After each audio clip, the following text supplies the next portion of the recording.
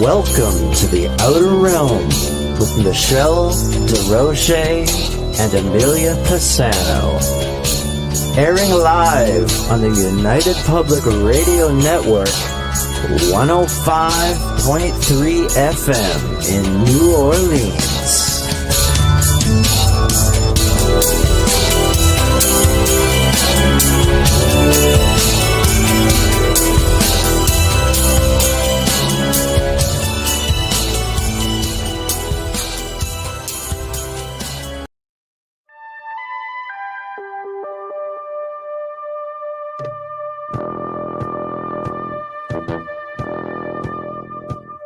Tune in to UFO Undercover, Wednesdays at 8 p.m. Eastern, with your host, Joe Montaldo, right here on the Paranormal Radio Network.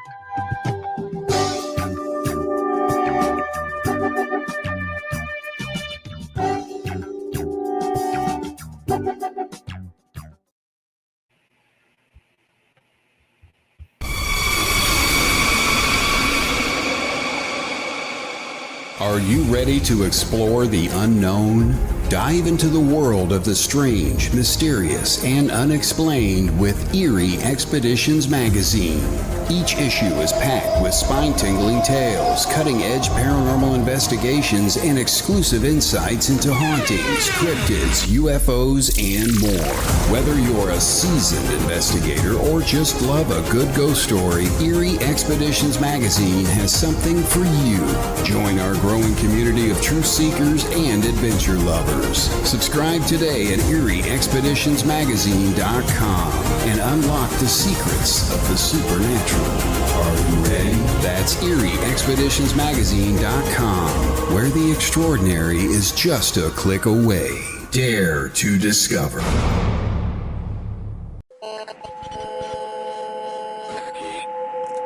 What's out there? What creates the shadows in the corners or the creatures of the dark? Who are those on the other side? What do they have to say? This is the Gateway Podcast. This is not your normal style of paranormal talk radio. Brought to you live from United Public Radio Network, 107.7 FM New Orleans.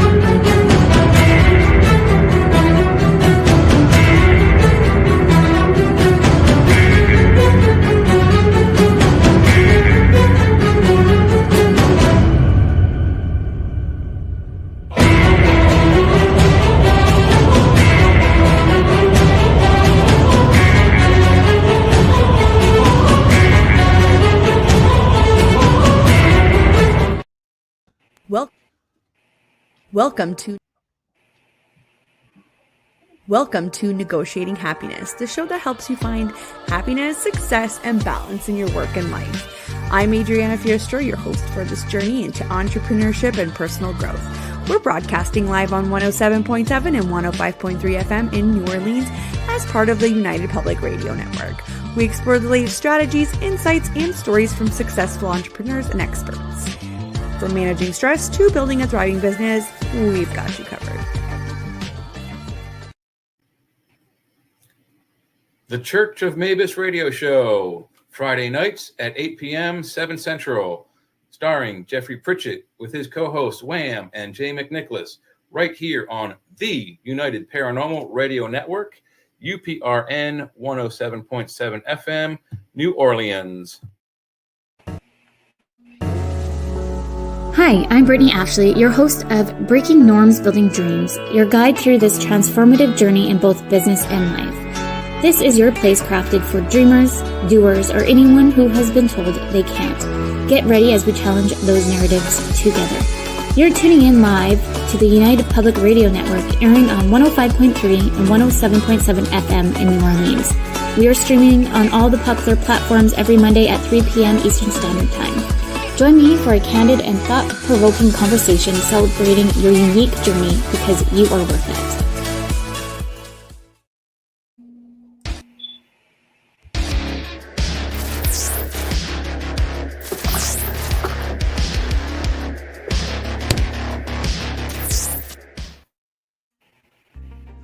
Hi, and thank you all for joining us today.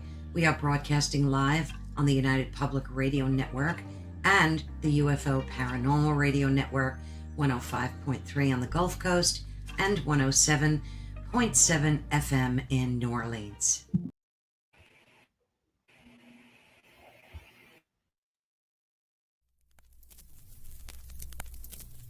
Welcome to Paratruth.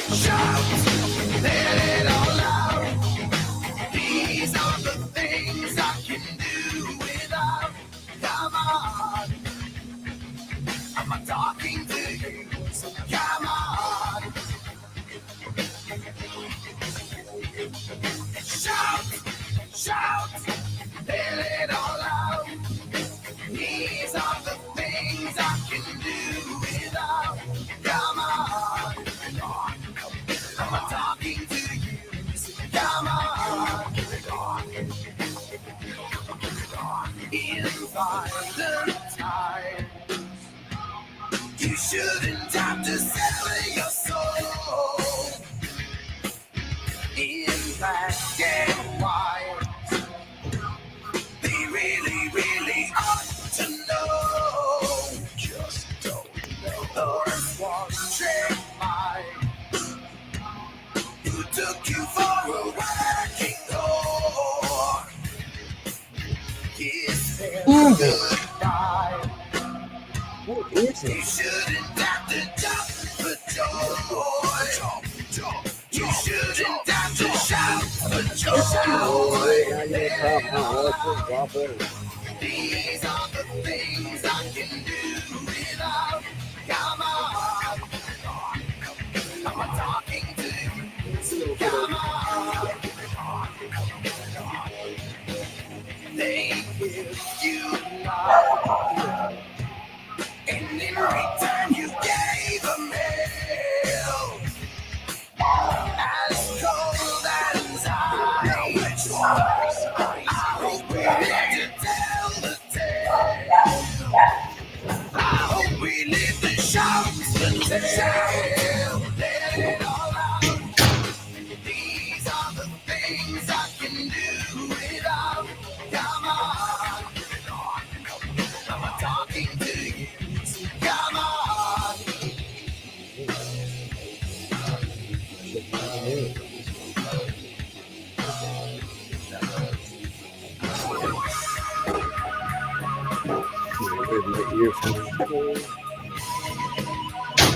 What's the mic's going out, man? It's good happening. Can't use the earphone right now. This I gotta back it.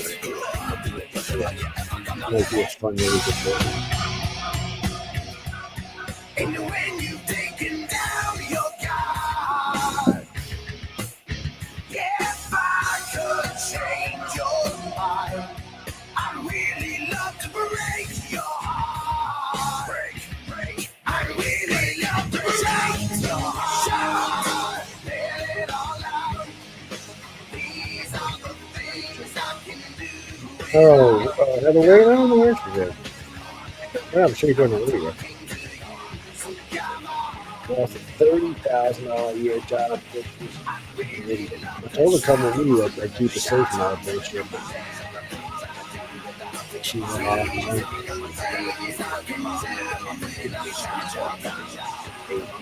Yeah, which I'd have done for 10% or 20%. Yeah.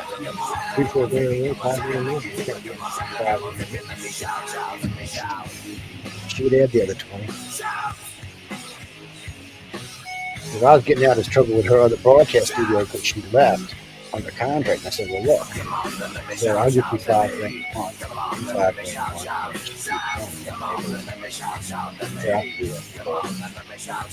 She agreed to it, and then we had some kind of weird audio problem, and then she weirded out.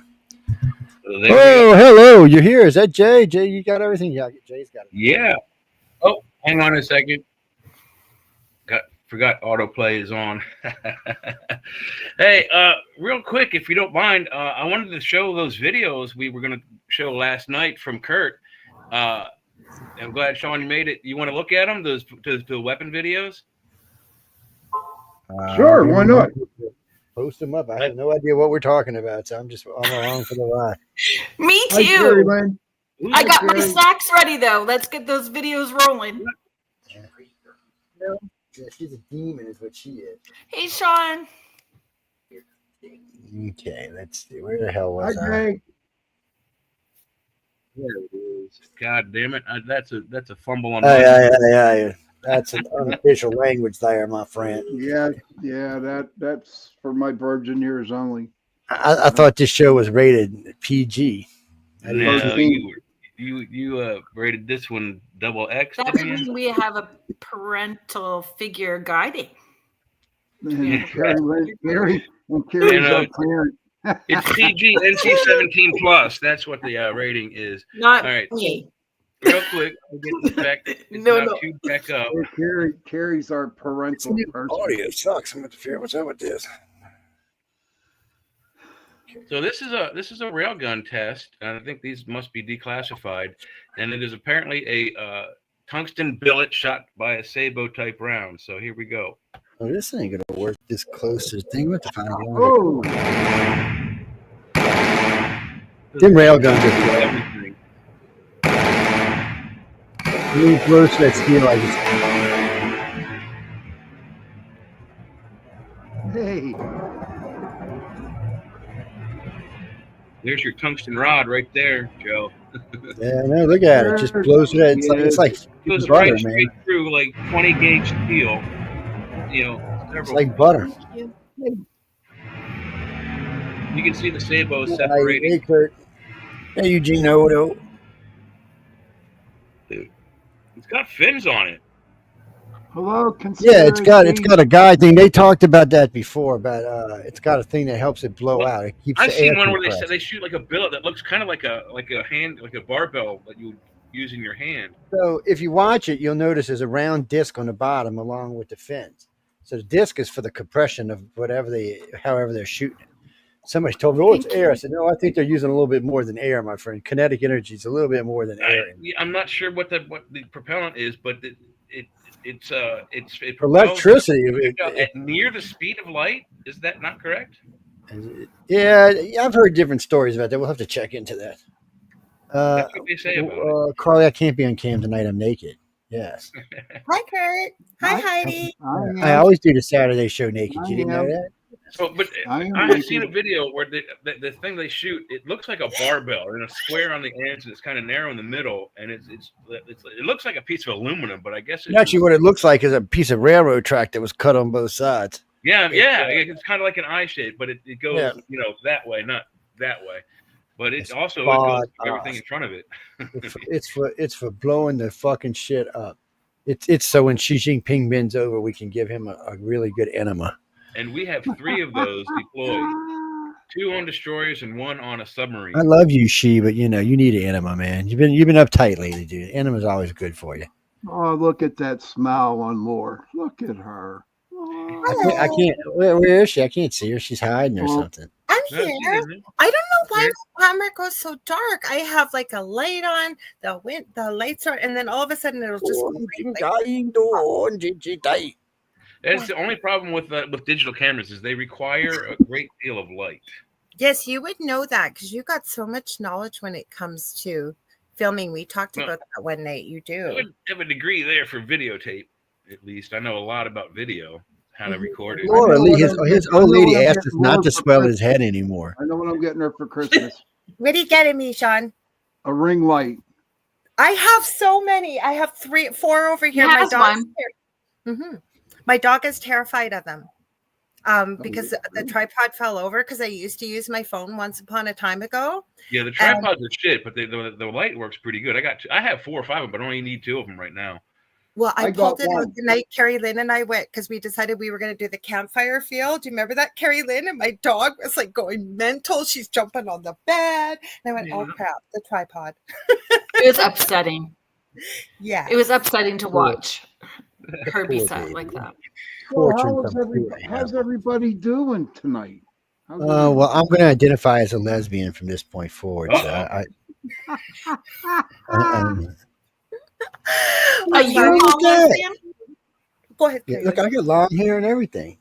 No one's probably got some identifying anymore. I'm telling you, I'm identifying as a lesbian. That's all I can. Long hair doesn't mean shit though, Joe. When I was in college, I had hair almost down to my ass when I was, 30. I don't know if I can get my voice to get squeakier than it is. Information. I'm glad you're doing well, Eugenio. Good. I'm glad. Eugenio, identifying as a lesbian too. There's many, no disrespect, women that are lesbian or whatever, how they identify. I have seen many that have a lot of masculine traits too, and they're not. A lot of them do. A lot of them don't. I mean, you got your little hottie toddy girls, and you usually got some bull dyke with them. I know before anybody writes to me, look, I'm living in New Orleans, people, one of the largest gay communities in the world. Please do not tell me. I see them all the time. I mean, you rarely see like a really hot couple together. It's usually like one looks like a guy and one looks like a little hottie. Because both of them are just fucking ugly. It balances their energy, I believe. Some of them are just fucking ugly, is what it is. I mean, glad scary. to hear that, Heidi. Christopher, I ain't got nothing against lesbians. I got 2 in my family. You know what I want to ask, Heidi? I'm glad if your migraine's feeling better. Have you guys seen those videos? And I've seen it many times where somebody that does the earthy kind of spiritual stuff and they're out beside a tree and they talk to the tree. I've even watched it live and they're standing beside one of the lower hanging boughs and they ask the tree to reach out and touch them. And the tree actually, not quickly, starts to move. They don't move and it will touch them. I think that's so cool. That would make me run for the hills, but that's cool. Why? Why, Why, buddy? Trees don't move. They don't get up and walk. They don't talk. If I ran into a tree, like in the Hobbit, I'd probably lose my shit and run. No, those kind of trees. I would love that. Jay, come over to our it's side. It's not a tree. It's come an ant. to our side. Yes. Yeah, it's a tree. But it would scare the living crap any normal person who thinks logically. No, it's Lord of the Rings. Lord of the Rings, Sean. Yeah, that's what I'm talking about. Yeah, exactly. But Sean goes, here comes the Star Trek. I said, no, it's Lord of the Rings. I love that. But Picard traveled back in time to meet them. So to be honest, Sean, I think most people, if a tree got up and started walking towards them, they would probably run first and then be like, the smart ones would stop and go, wait a minute. I'd say, stop, let me grab my camera. And what have you got to say, right here then? And then I'd actually say, stop. I got some plant food. Are you hungry? Yes. If you see my garden, it's lush. I'm going to show you. I'm going to put some person. I don't know about hugging no trees, man. Why? Depends what kind of tree it is. Hey, it might be one of them funny trees, I don't be just hugging any tree. I have a video of it. I downloaded, and it was so cool. Like, it was really, and I've seen many of them. Well, if you have it, play it. Okay, I've got to send it to myself, and I will play it. Just give me a minute to find it. And she doesn't move towards the tree. Give me 1 second. I can put my glasses on. We had this beautiful tree when we were living in this zoo. Can I tell you my tree story? Yes. I would love to hear your tree story. Wait, you were talking about the beautiful tree, and I want to hear Sean's story. That's okay. I'll share my story after. Okay. Go ahead, Sean. Okay, so I was at a park meditating, and it was 85, 87 degrees, no rain at all, blue sky, the whole 9 yards. So I decided to sit underneath this tree, and I started meditating. And then all of a sudden, started to feel raindrops on my arms and on my head. And I'm thinking, wait a minute, it's not raining, but there's a lot of raindrops falling on my head and on my arms. And so I came out of the meditation as spirit as my witness. I'm telling you, the tree was crying. Oh, The tree cried. wow. Yeah, I could just feel the sadness coming from the tree. That's And it because you was seen Joe crying. coming with the chainsaw. I'm sorry. I think And what's your story, and Carrie it Lynn? was I'm finding it yeah. as we're talking. This video. Mhm. Did you figure out why the tree was sad? It just you know how we just get them sad feelings. I tried talking to the tree. Honestly, I did, but it didn't want to answer. It was just like it just wanted to cry. Oh, Oh, maybe that's all it needed to do. Mhm. It went deep. It's just sending right now through. I found it. What's your story, Carrie Lynn? I'm going to have more drugs for this. I can see. Somebody bring me some drugs. Oh, come on. We need some really good drugs. I have a gun story, got a Joe, ketamine, ready for you, LSD? Oh my Thank God! you, Heidi. Bring me some Thank you, Gino. Okay, Go ahead, got Carrie the Lynn. I'm just listening. So What kind the of tree drugs you need, story, buddy? when we lived in What kind of drugs you Sioux, need? Ontario, we lived Get in that Sioux, in your house. Ontario, and the property that we lived on had Indigenous connections to it. That it felt electric, like it's staticky. You know, when you get that static electricity feel and the hair goes up. So there were two trees that had faces, like it, and I get the pareidolia stuff, but it didn't matter who drove in, they all said these two trees had faces. So on full moons and stuff, we would go outside, and especially on the full moons, we would go outside and talk to the tree, but the trees were right near the road, so everybody could see. So we would try to go super late at night, but our neighbors were very Catholic, and so they wrote a note for the neighborhood concerned about late night pagan rituals. And we were just talking to the tree. We weren't burning stuff. No chickens were involved. I think that's hilarious. I remember when my son down here where I live, they give you $100 for people who talk to the trees. The little place comes and gets you, and they put this little cute little white coat on you, and they take you for a little ride. $100 per head, man. I'm like, yes. I So remember. tell me, never in your life you did not talk to a tree.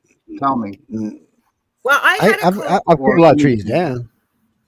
I had a cool experience with my son when he was alive, and he was younger. And in our old house, it was a very busy street, but there was a park across there. And my kids have grown up with the woo-woo, as I call it, when you've got a mom that does the kind of stuff some of us do, right?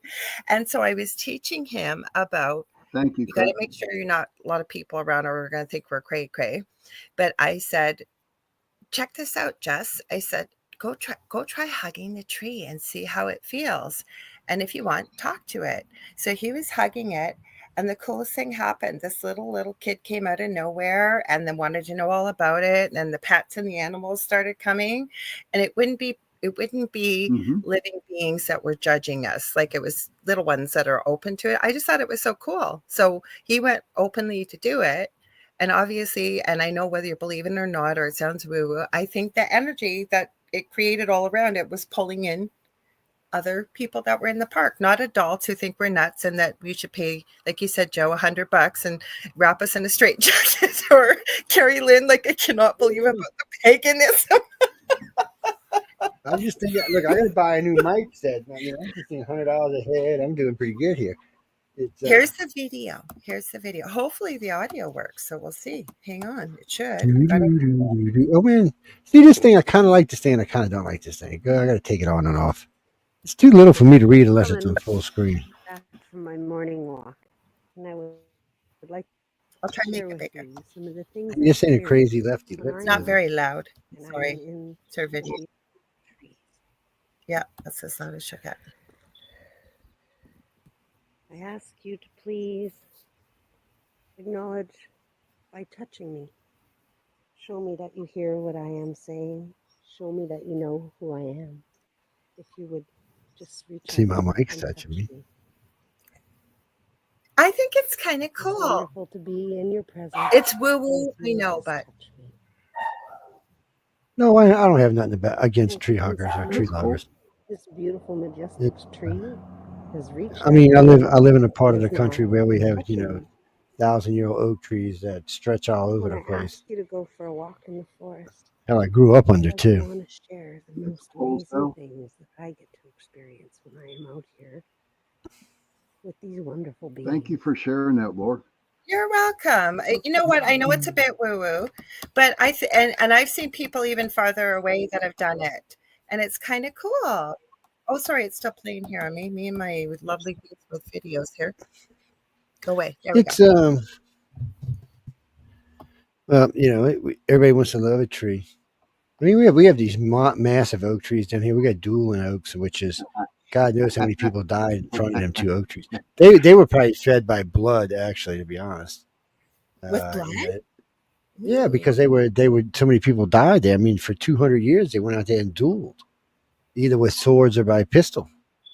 That's where they went. It was legal there too, by the way. You could I just don't know go if out they did it in there. Savannah, but Savannah, some of the main streets are lined with huge live oak trees, and then all the limbs have Spanish moss dangling from them. So at night, it's kind of like Halloween.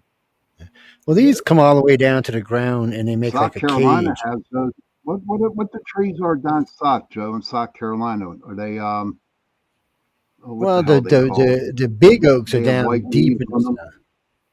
You get the oaks or the white oaks, whatever they call them. The big oaks, they're usually pretty far down south. I mean, I have one in my backyard that's 100 years old, and it's only this big around. The one that I grew up with, the one that was where our house was built, it was over my bedroom. It was about 550 years old, and every now and then the branch was way high off my roof, but every now and then you hear it scratch on the roof or scratch on the window. You're like, how the hell is it doing that? And I remember something was scratching, and I looked, and it was a little tiny bitty hole, like this big in my window. I'm like, what the hell? And it got me thinking. I went to looking around. I had these all these street signs in my bedroom, leaning against the wall, and sure enough, there was a freaking snake behind the stop sign. Oh my I was like, goodness. look at this. And I wouldn't have looked if the thing wouldn't have scratched on the thing like that. I wouldn't have looked because it wouldn't. I just would have went on with whatever I was doing and not worried about it. And it was weird living underneath it. But down here, you see a lot. Like where I live right here. If you just leave my house and go a block, you'll just see hundreds and hundreds of these majestic oaks lining the Gulf Coast for as far as you can see. And they have survived Katrina, Betsy, Camille, God knows before that what came through here that we don't know about. And they're still there. But they look shabby though for a while. After Katrina, they look shabby for about 5-6 years. Real thin coverage, not much going on. But they grow back and they're beautiful. And they're great places to go hang out under. You can go sit underneath them. Grass doesn't grow underneath them, so it's not all grassy and shit. Throw down a blanket and chill. Enjoy yourself. Are there a lot of acorns on them oak trees? Some of them are, some of them not. I don't know what the difference is. Some of them you wish you would never go underneath them because it's like a bed of acorns. Of course, there's a lot of squirrels down here too, so I don't know how long they'll stay under the tree. But there's trees that you don't see any acorns. I don't know what the difference is. I'd have to go look it up to be honest. But they're just some that you never see any on. The elm trees have those ridiculous pain in the ass helicopter seeds that fall and they go all over the place. They get stuck in your windshield, and you find all these. Well, you get them from them pine trees. In my yard, you got to pull them out before they get too big. We don't have palm trees up in Canada. Pine trees. No, we got our pine trees. When they start dropping cones, pine trees. All of a sudden you get these little white wing things. They look like insects. Got a little tab on it and just spinning in air. Helicopter seeds, man, they're a pain in the ass. What did you There's call a lot of them? water around here. Then. Helicopter seeds. Yeah, they fall like a helicopter. Yeah. That's what they look like. That's what we call them. We call them old women's tongues. Did you?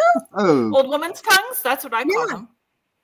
Yeah, as a kid, I remember playing with them. We used to call them helicopter seeds. Yeah, the little seed is extremely edible. Is it? You can break them open and you put them on your nose.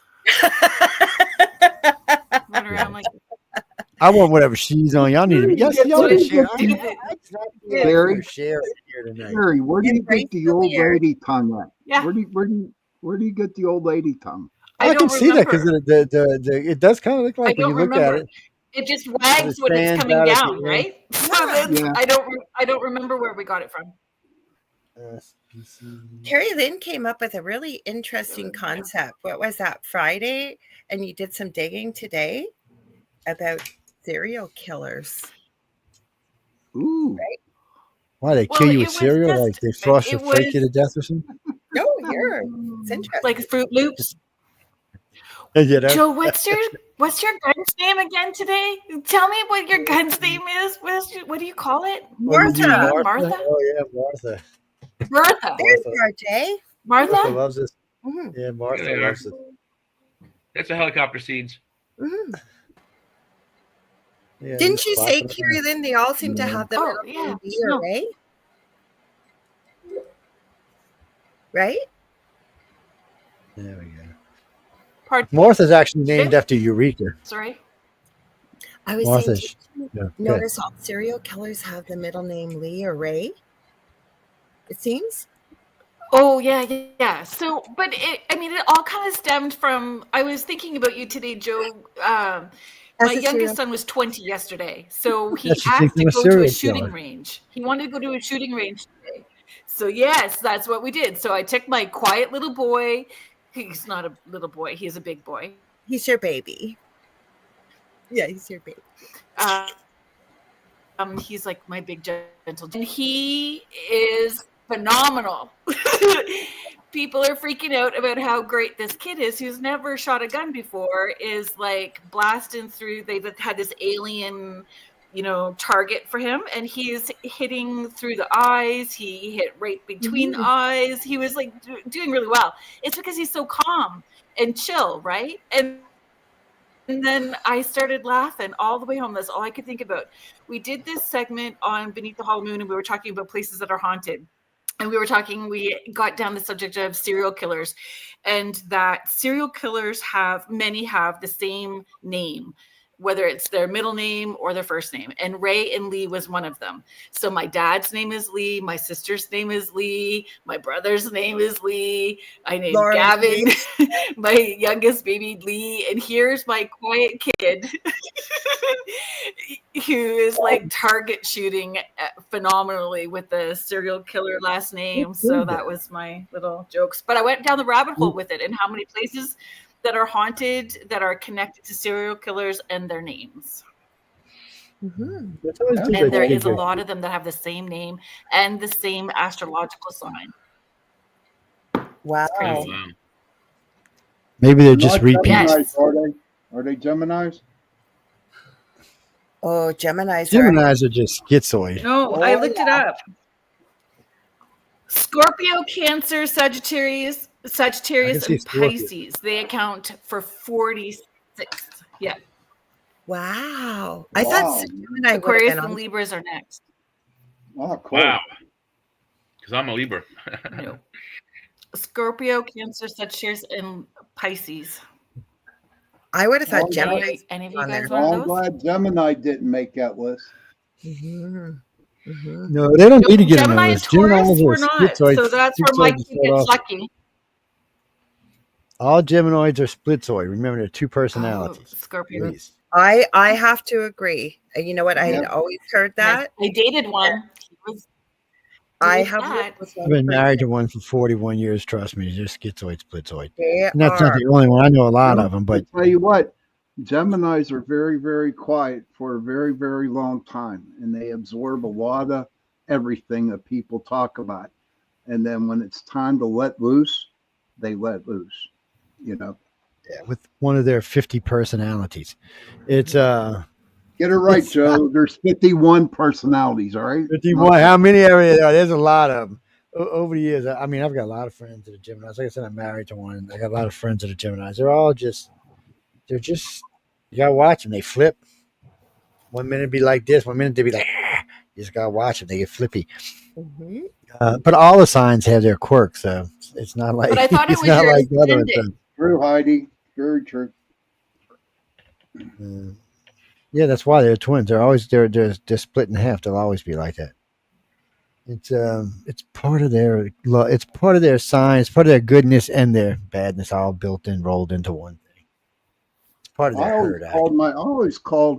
Told my friends that I was Dr. Jekyll and Mr. Hyde, and it's Oh, true. Sean, are you a Gemini and we're saying this? I'm sorry if you are. June 4th is my birthday. My birthday's coming up, June 4th. Oh, when is it? June 4th. Oh, happy early birthday. Oh, that's exciting. Thank June you. 4th. June 4th, 1962. I would never have guessed you to be a Gemini because I could understand why you would say being very quiet and all of a sudden when you're ready to let loose because you have pretty chill, calm energy. Thank you very much. Thank you. And very grounded. But it's your ascendant. It's your ascendant sign in how people perceive you and how, not necessarily your sun sign. Your sun sign's your sun sign's characteristics, but your ascendant is how people perceive you. Thank you. I like what Regina said. Railgun to tree hugging to serial killers to astrology. All good. I was just thinking, is anybody in this group not going to have asbestos pants? Really, I've been thinking. Matter of fact, I've been thinking about the whole network. Is anybody in this group going to be able to cross over without having asbestos pants on? Asbestos pants on. You know what that means, right? Asbestos protects you from heat and fire and flame. It also causes cancer. Yeah, but it doesn't matter if you're going to hell, does it? No. That's the point. You better get your asbestos pants on ahead of time to protect you from the flame. Mm-hmm. Yeah, that's why so many people think Earth is hell. I'm like, God, Okay, so I got a question for you, Joe. Huh? Why? Because I know you know a lot. Well, everybody's probably got something attached to it. But why, speaking along the vein, what you were doing the research, Carrie, then, why does it seem whenever there's somebody that's involved with taking the life of somebody that's well known in the public or around the world, they always say their three names, like, right? Lee Harvey Oswald. I forget who Martin Luther King somebody took out, but there's always seems to be three names. Or does anybody else know why? Like, why do they always use their full name instead of just saying Lee Oswald? More dramatic. More dramatic? More I think it's for like major assassinations and stuff like that. But because the guy that shot Reagan, he didn't kill him, so they only call him by his first two names. They use their legal name. That's actually a thing about law. They use their legal name, so whatever your name is what they're going to use. Yeah, but they don't do that with everybody. It just seems when there's been like a no, they do it. Everybody will court. I mean, that's your name. That's what they're using. We have to go by that. Yeah, but the media does. And the media doesn't have to follow that rule. And how many people? They didn't. The media didn't really I can't even remember the guy's name who shot Reagan, but they never used all three names. Mark David Chapman. Huh? Yeah. Mark David Chapman. Wasn't he the guy that shot? Was it Lennon? Was that Lennon? Shot Lennon. Yeah. No, the kid. I'll look it up. I don't think he can tell you his third name. Yeah, because he shot Reagan and he messed up. What's his name? Brady. That's why we ended up with the Brady law. Yes. John Hinckley. Thank you. Yeah. Yes, you're right. Anybody want to take a guess as to what his middle name is? Did you ever hear his middle name? No. Is it Lee? It is not. Oh. His middle name is Warnock. I think he said that on the nightly news in 1984 when he that's shot probably why he Reagan. wasn't using it. Remember that? The Warnock, yeah, I think that's right. John Warnock Hinckley Jr. That's his John middle is name. number 3 on the list, though, of serial killer names. Who?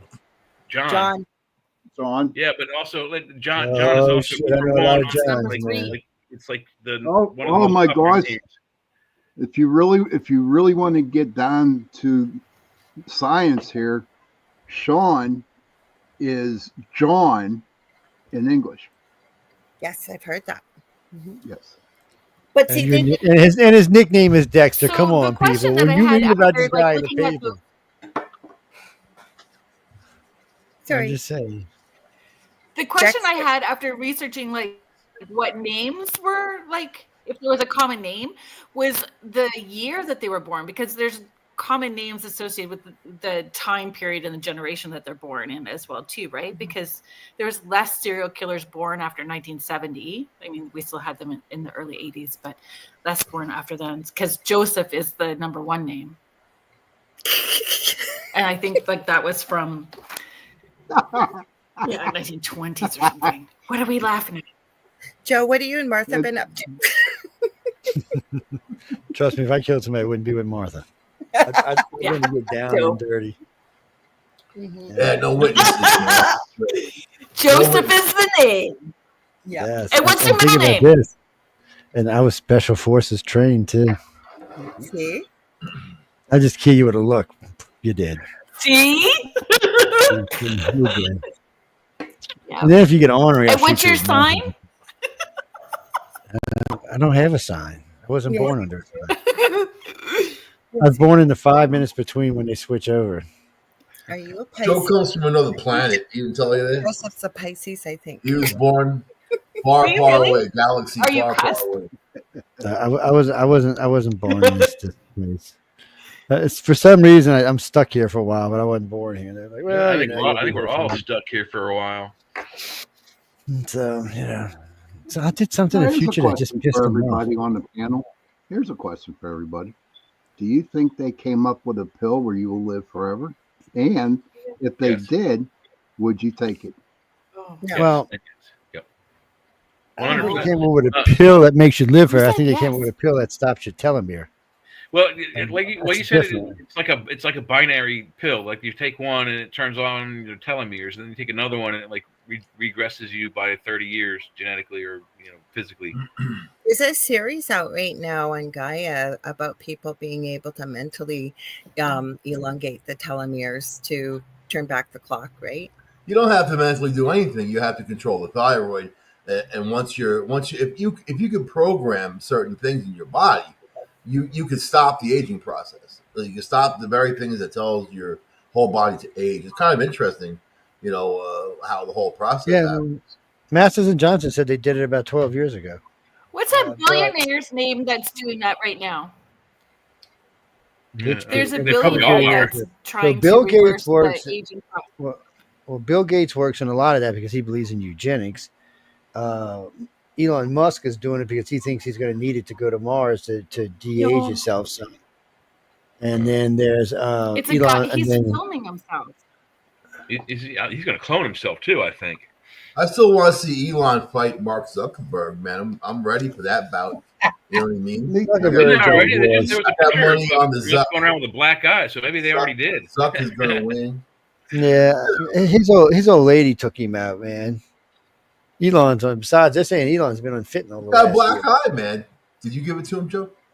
No, he's too squirrely for me, man. I'd be like, get away from me, dude. He is squirrely, isn't he? He is. He's good. I got a lot of rich friends, and some of them are like, yeah, they're just everyday people, and then some of them are just. It's How can I Brian say this? Johnson. Very He's a eccentric. biohacker. A bio. I know somebody that's trying to do that. He's spending $2 million a year trying to reverse his biological Yeah, I clock think so that he can have an 18-year-old body again. Brian Johnson. last I heard the big three Trying farmers had been to reverse- close to $1 trillion in trying to stop aging. Masters and Johnson swears though they swear they were able to stop the telomeres, and then I forgot the name of the company, Kotex or Coax, whatever they're called. They said they found a way that once the telomeres were stopped, they could re-elongate them probably up to about 20 to 30 years. So whatever age you were, you would go back about 30 years. And then your telomeres would be stopped, so you would stop aging. But it's not exactly a truthful thing, though, because we live in a 1G environment. We're still going to have that 1G pulling on our heart and our lungs and our livers, and it's still going to be wearing. Well, and a So blood will still kill you. I mean, it's not going to make you immortal, but I mean, a longer, well, perhaps no. better If you quality go, of life. if you do that, you go to Mars. You are immortal. You're not gonna wear. Yeah. So you'll live. It's just here. So the another gravity's question for everybody: would you want to be immortal? I would. I don't know if I'd want to be immortal, but 1,500, would. 2,000 years, I think I could go there for that. We are immortal. Everybody here. Well, I mean, You can go by okay, your soul. Yeah, you we can are. argue the soul is probably immortal, but there's probably a way to kill it too. But the husks that we wear, the bodies we're in, they fail. But there's a way to extend them to, as long as you don't get shot by a bullet or a ray gun, thousands of years. Well, Noah died at 950 years old. I think that, but again, Methuselah's I don't think that years. they were human. Noah was like 28 when he think they were died, human man. at all. You can't trust them lying bitches from back in the Why day. does he always have a 9 foot long ZZ Top white beard if he's 28 years old? 20 feet tall, 950 years old. It doesn't sound I human. watched this series. I tell you what, if you ever see my beard when I was 28 years old, it was about down to here. Really? Yeah, and then if I brushed it out, it went. It was insane looking. I Actually. watched this series last night on Death and Dying, and it featured people with NDEs, but it also went into people that actually, and they went through the whole process of people that want to go through cryotherapy with the money to basically preserve their body on the off chance. And I know it's been around for a long time, but it was interesting. They went in depth about how they do it and people go there just before they die, and they talked about sedating them and making sure they, how they preserve. And it was a really interesting documentary. Yeah, so I guess since we haven't seen anybody of any real consequence de-age, we have to think that either it's not available or it's not quite perfected yet, because you can look around the world at all the world leaders. They're still aging. They're still looking worse every year. Poor Biden couldn't even think straight. Trump's looking, he's looking his age for sure. Obama looks pretty good, but he's aging as well. I mean, he's all grayed up and stuff. So, I mean, what I mean by this is so far, no one of any consequence has taken this, so we could see it work. You see that a Secret Service whistleblower, all of a sudden now the information's coming out, and he blew the whistle on Biden saying he would get lost in his closet at the White House. Like, they'd have to save him from the closet, man. It must be a big ass closet. You know what I mean? But, you can't stop aging. I mean, no matter how hard you try. Yes, people want to. I've seen tons of money. You can eat better. You can live better. You can not smoke, not drink alcohol. There's a whole bunch of things you can do. Well, but I think it's also a matter of perspective. If we had, say we lived 10,000, 15,000 years, our bodies lasted 15,000 years, the ages that all of us are now, we would be still considered children.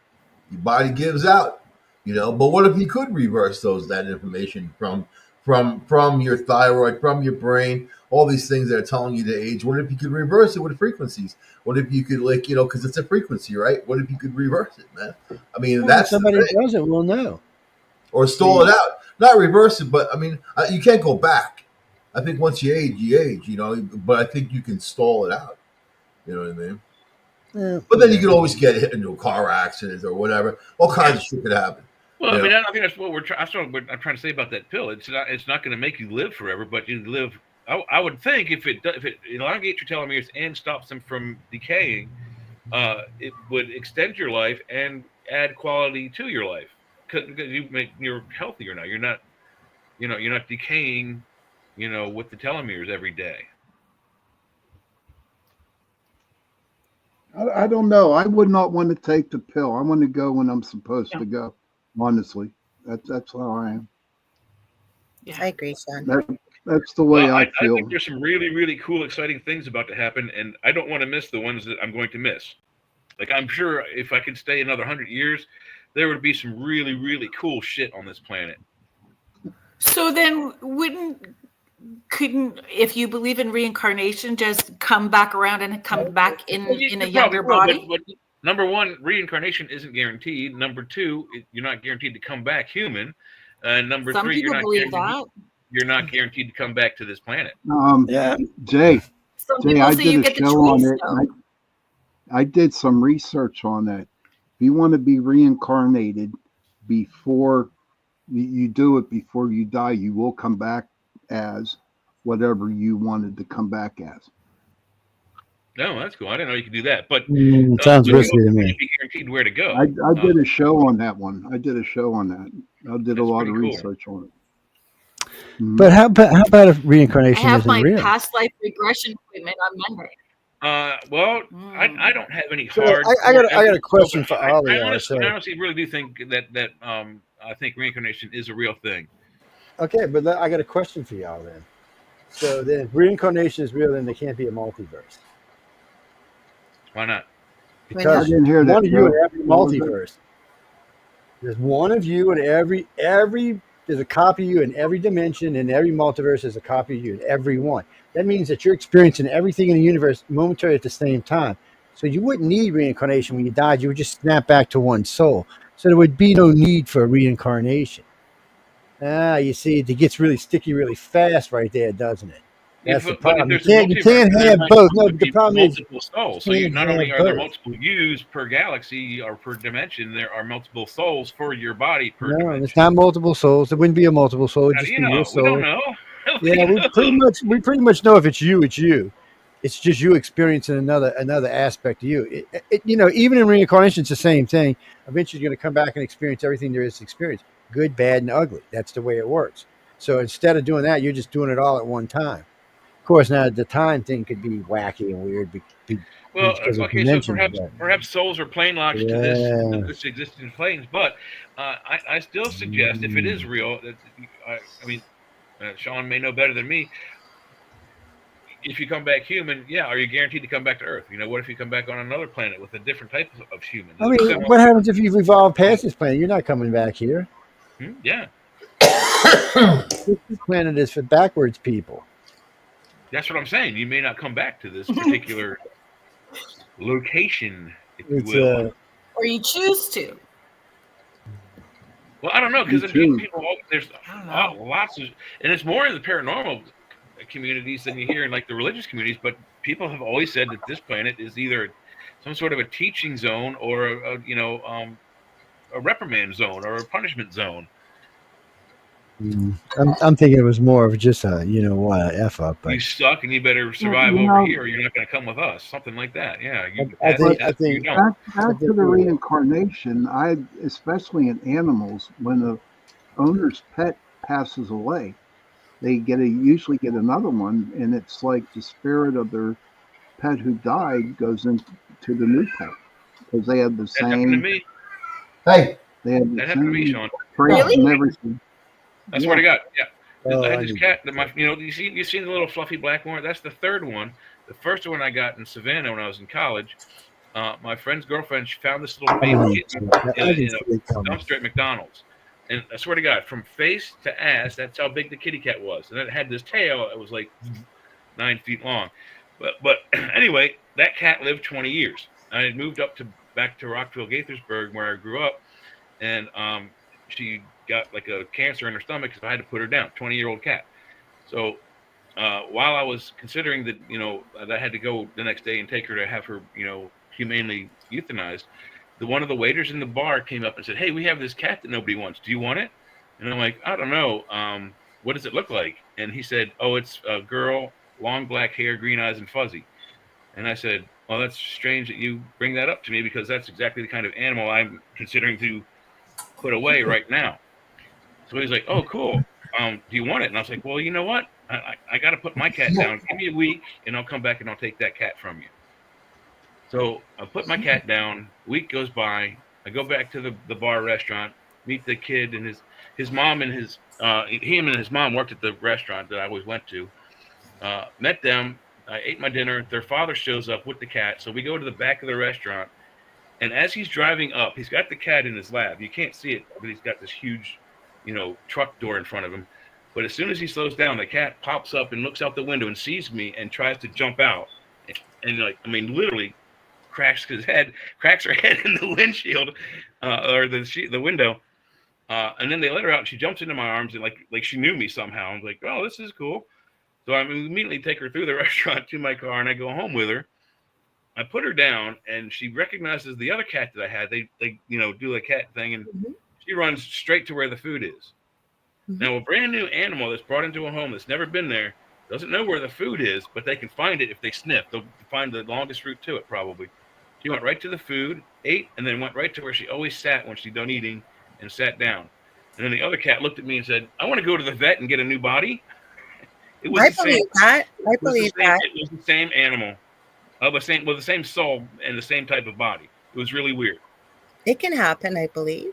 I believe the same Absolutely. soul was in the same type of cat, and I had that soul twice. And that the other body lived, God, like 15, 16 years. So 35-year-old cat. It's got to be a record somewhere. Wow.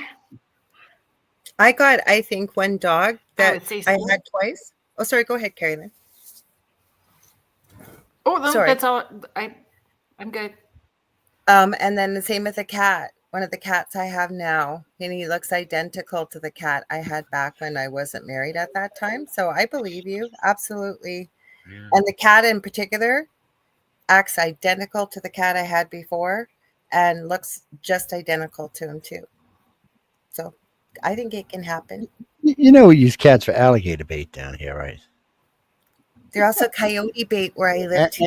And snacks. They do make good Chinese snacks. I'm just telling you. Yeah. You know, they make good Chinese food and they make great alligator bait. They You know make good what? crab bait too. I've had cat before. I've eaten cat. Have you? It's not bad. I don't think I could do it. When I was in university for nursing, the university here locally, they didn't get cadavers. So we used to have a cat. Like we'd share it in the lab and then they'd keep it preserved for a couple, like I think we had the same cat for 4 months. And of course we didn't like our prof for the class. So we named our cat after our prof. Because I mean, I didn't like doing it on cats. Now you're making me hungry talking about cats, man. Mm-hmm. That's a weird subject to get hungry on. Mm-hmm. It's yeah, look, these chihuahuas look pretty good some days, too, especially for Fiona with her little chunky butt. I was thinking, ooh, stuff Fiona. Ooh, yummy. They're so terrible for your teeth, but they changed the formula of like the peanut buttery thing in the middle, so they're not quite the same. You know, it's like when they went from banana filling to vanilla filling with the Twinkies, 50 years ago. I was pissed. I didn't call you. I have a dog and a cat that want to be podcast stars. I swear, I did not call my dog. I didn't say it. Sometimes Admiral can be in here, but when he starts whining, I gotta let him out. But nice. We have twin dogs. You have the male version. Yeah. So it's interesting about he'd made a point earlier. Oh, sorry, Kurt, I'm going back. He had said, oh God, I'd like to think that I got to highlight it. I'd like to think there was a way after you, I got to put my glasses on. I'm blind as a bat here. Sorry. I'd like to think there was a way after you reincarnate, if you can have a way to upload all of your past life from the life before, like start a new start with the previous information and start. That was the theory. So I was saying that to him. That was the theory behind people that have a lot of money were freezing their bodies so that when the technology arrives, exactly what he just said, they could just download the consciousness right into the body is the thought. So you'd have everything in a new body or freeze the aging process because it seemed like people. I'm pretty sure that at least in some case, so Lockheed a couple of years ago announced along with Johnson & Johnson that they had found a way to take your consciousness and put it onto a disc. Well, we know Elon Musk is working with this right now because he's using this to run equipment and computers and all sorts of stuff for paraplegics.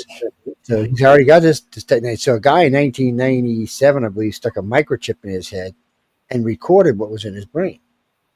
Nobody thought it was possible. Nobody thought he could do it, but he did it. So since then, they have been steadily figuring out ways to make copies of your consciousness. The problem with making a copy of your consciousness and putting it into a new body, a younger body, a better body is you still are carrying all that baggage with you. Anything that's bad, anything you didn't like, it didn't matter that you're younger, you're still carrying that. You still have to deal with that. And your brain, even though your hormones are going to be in a younger version, your brain's going to be conflicted because your brain's going to know better. It's not going to want you to repeat same mistakes. Wisdom. We didn't have back then. The hormones in your body and your brain and who's going to win. And if teenage years are any indication, the hormones are going to win out. Yep. So it doesn't really matter if you keep it or not. It's in the end, it's still going to come back to a reversion. Do you think that aliens had technology like that maybe they've shared some of that? All the aliens that we know of can upload their consciousness into a new body. Yeah, that's what I not even a thought. thing. It's not even a thing for them. It's matter of fact, and they can do it at long ranges. So if like one of them was got killed on Earth, he can actually upload his consciousness probably a galaxy away. Yeah, but what's the range? They can't do it from their home world, I'm sure. Well, no, I imagine they could do it from anywhere they are for probably from the way I was explained is it doesn't matter where they are inside as long as they're inside the whatchamacallit, the group. It doesn't matter. It could be in another galaxy. It just has to be part of that. And it's because it probably works like a Stargate system. But So that probably sounds more like carry them on.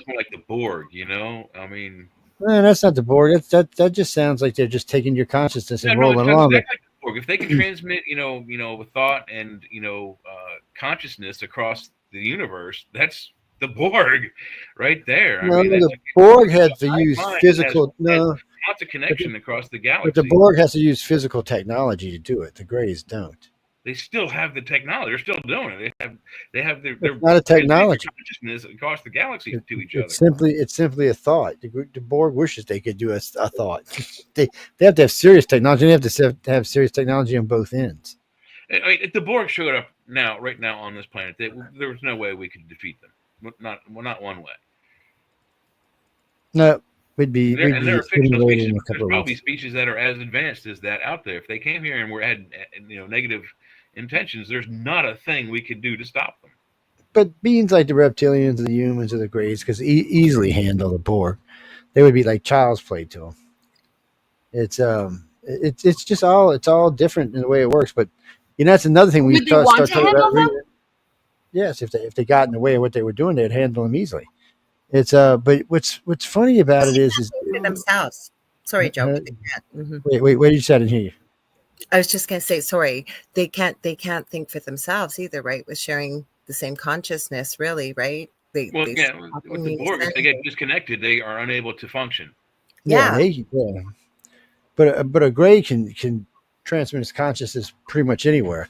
But what's So weird about it is if you believe in reincarnation, or kind of interference, they're cut off from the hive consciousness. The Grey, they would probably become functionless. it doesn't work like that for them. So the Greys can be an independent, or they can work in a three, and they're a three group. But they don't have to be three; they can be one. And I'm pretty sure the way they've done it is they've just have pods stationed all over the place. So if you die, your body's just sent to the nearest pod, and it's uploaded into whatever body's in there. It's just probably. I mean, you got to remember this is a race that's almost 1 billion years old. They probably got a pretty big safety net around. It's not something, and you can go back to other things, other races that talk about it. But when you get to the reptilians, they have genetic memory. So do the humans. So how would that work in reincarnation? Well, I think that's why the reptilians did away with reincarnation. I believe genetic memory is a thing. I think it is possible. I mean, there has to be, otherwise you're not gonna. There's no evolution. So, like, why do kitty cats have retracting claws? Because somewhere a creature evolved with that special ability, and it became a life-saving ability. For a cat to be able to walk without making noise helps them attack their prey, and when the prey for them comes, they can extend those claws to either defend themselves or climb up a tree and get the hell out of the way. Well, think about reptilian family lines. If they're an alpha and they're going back 10,000 or 1,000,000 years, or even 500 million years, that family line's going to, when you are born and you receive that memory, and when you go through puberty and it comes into full standing, I mean, that's like having the instant universe in your head. Well, they also, for that being that old, they probably have just as many unique biological. But it's one of the reasons. So this planet, I mean, they probably, because some of them are said to have wings. Maybe they can't actually fly. I don't know. Never. No. There's at least 11 variety of reptilian that we know of that are all related. Yeah, but they're all related to each other. They're not a separate species. They all evolved on the same planet. They just evolved once they got off world. They started evolving differently. Or I think some of that was actually changed through genetics. Actually, well, but I think the point is that the items, particularly the biological adaptations that are necessary, night vision for some creatures that can see at night, like cats and certain other nocturnal animals, that's in the genetic code. That's in there. That we're going to keep these eyes. We're going to keep these claws. and there has to be, because there's not any verbal communication that we can detect between mother cat and mother kitten, the kittens. Somehow they transmit information. I'll bet you they're just activating genetic memory, how to hunt, how to survive, and how to stay away from the bad guys. But when you're talking about reptilian genetic memory, you're talking about a full set of memories. You're not talking about just something that's it's not like it's something that you do Well, I think because instinct has to be the same way, because we don't know how the cat's in it, but they're well, transmitting. instincts are about 50% of us. They're still transmitting those behaviors into their cats. They're activating the genes by teaching them how to play and fight and But kill. this is different. This is knowing what your great grandfather 100 million years ago knew. You can actually see it. And one of the things contactees tell you, one of the things that abductees tell you is when they're a reptilian abductee, they'll tell you a lot of times they'll start talking about battles or diseases or planets, places they could never have been. But when you match it against other ones that work with the reptilians, it's theirs. It belongs to the reptilian. It's just because they carry that DNA, they can see it. They can actually see it. They can go back a long ways and see it. So it gives them it's a shame that you couldn't do it technologically, because it would probably give them a significant advantage on anyone on Earth. But it's there. And I mean, they talk about all kind of stuff.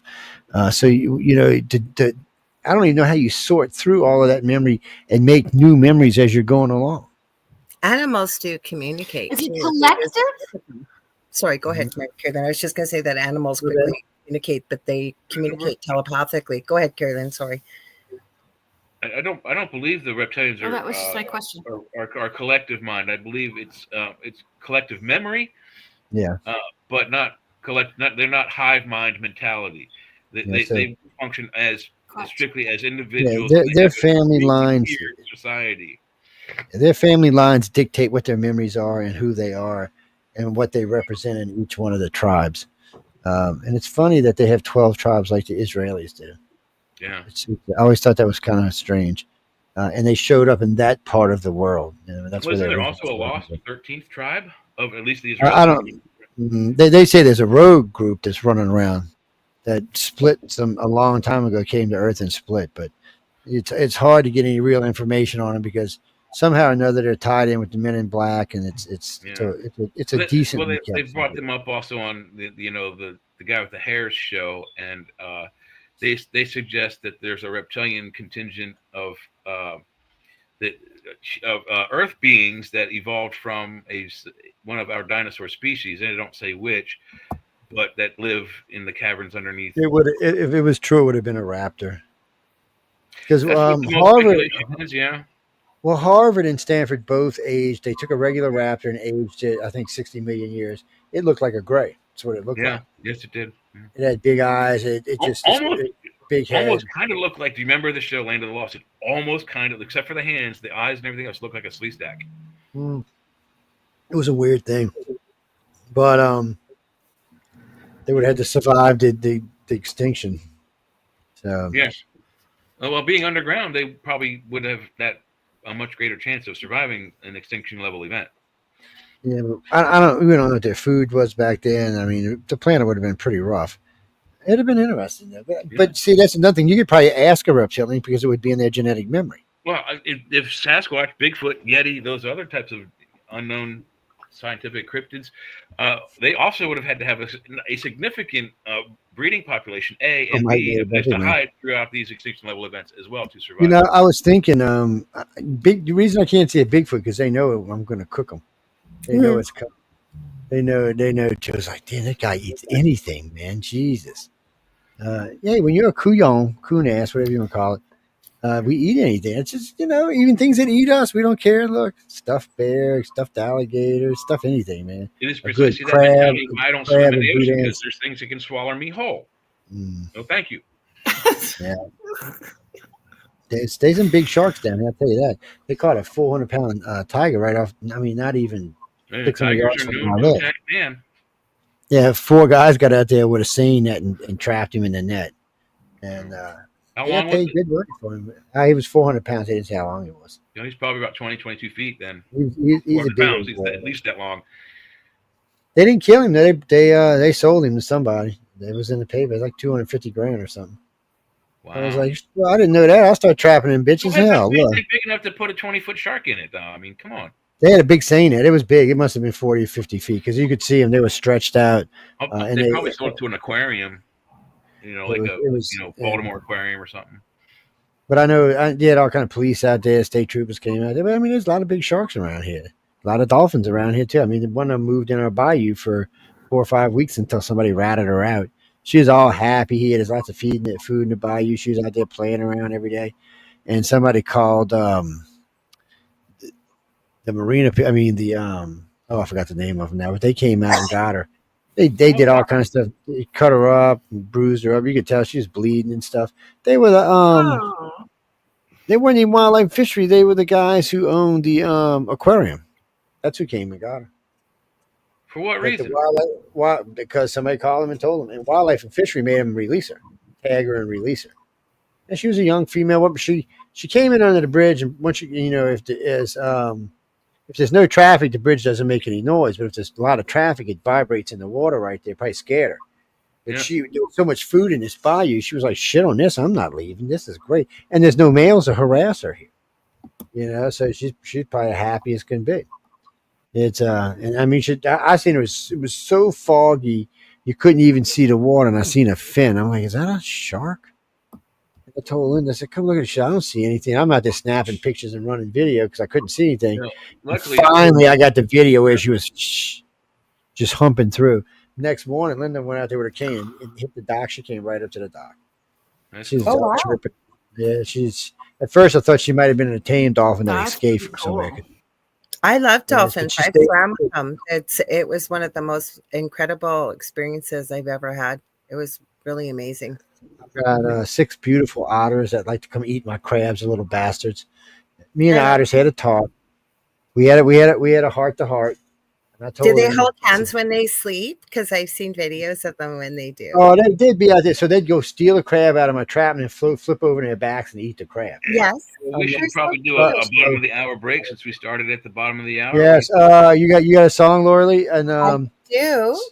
Okay, so I brought Martha out there before we went, and I said, little brown pretty otters, this is Martha. Pop, pop, pop. I said, now you eat my crabs again, and I'm not going to miss. You know what? They never had a crab trap again. Not one time. So Carrie Lynn and I went in on it together, right? Carrie Lynn? What? Ooh, yeah. Carrie? Yeah. Well, I've got eagles and hawks and ospreys, you name it. It's like wild kingdom in my backyard. And every fish you can think of. So Carrie Lynn and I went in on the music tonight. So this is a song that Carrie Lynn, you introduced me to this band. I hadn't heard of them. It's kind of a cool song. And it's by the band Clutch. You said they're from Maryland. And it's called Sucker for the Witch. So you tell me when you...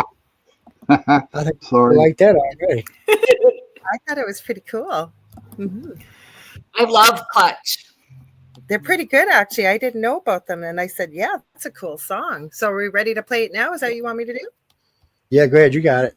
I'm from Maryland. I've never heard of them. Hey, Jay, bring in a couple of promos when she's finished. Okay, give me 1 sec. We will load it up. Hopefully my audio's working. Let me check that. We don't want that to happen again. All right, give me a sec. I think I know this band.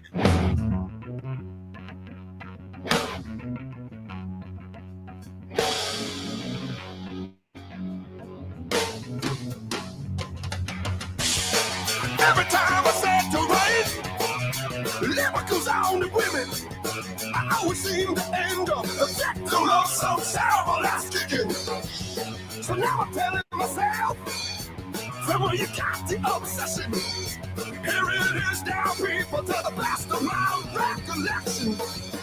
It goes against my Catholic upbringing. I admit it, I'm a sucker for the witch. Sucker for the witch. I can tell you precisely where this all began. Salem, Massachusetts, and I was hardly a man. I fell madly in love with soprano Stevie Nicks. Oh, I begged and I pleaded like a fiend for fix. I must unburden my guilty conscience. I admit it. mercy of my wicked soul. I can't help myself. I'm a sucker for the witch. I will never resist. I can't help myself. I'm a sucker. She's made of appearances in many the time. And that's my cross to bear until the end of time. Better call the Inquisition. Better put me to the test. Give me exorcism. Fire truly possessed. It goes against my Catholic upbringing. I admit it. I'm a sucker for the witch. Sucker for the witch. I must embody my guilty conscience. I admit it. I'm a sucker for the witch. May God have mercy on my wicked soul. I can't help myself. I'm a sucker for the witch. I'm denied, but I will never resist. I can't help myself. I'm a sucker for the witch.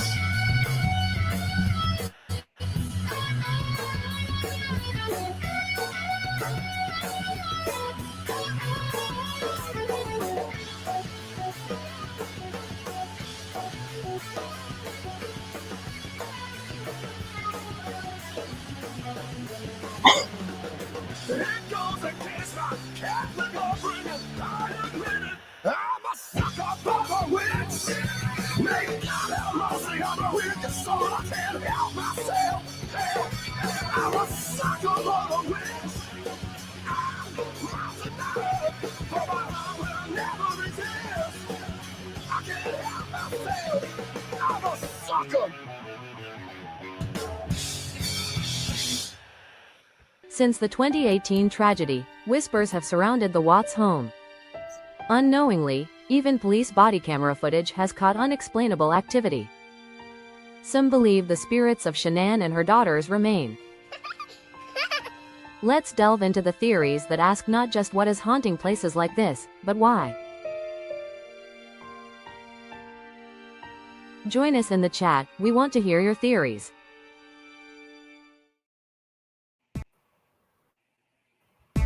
The power agency is built for those who move like predators, decide like weapons, and execute like their life depends on it. You're either fully in, or you're invisible.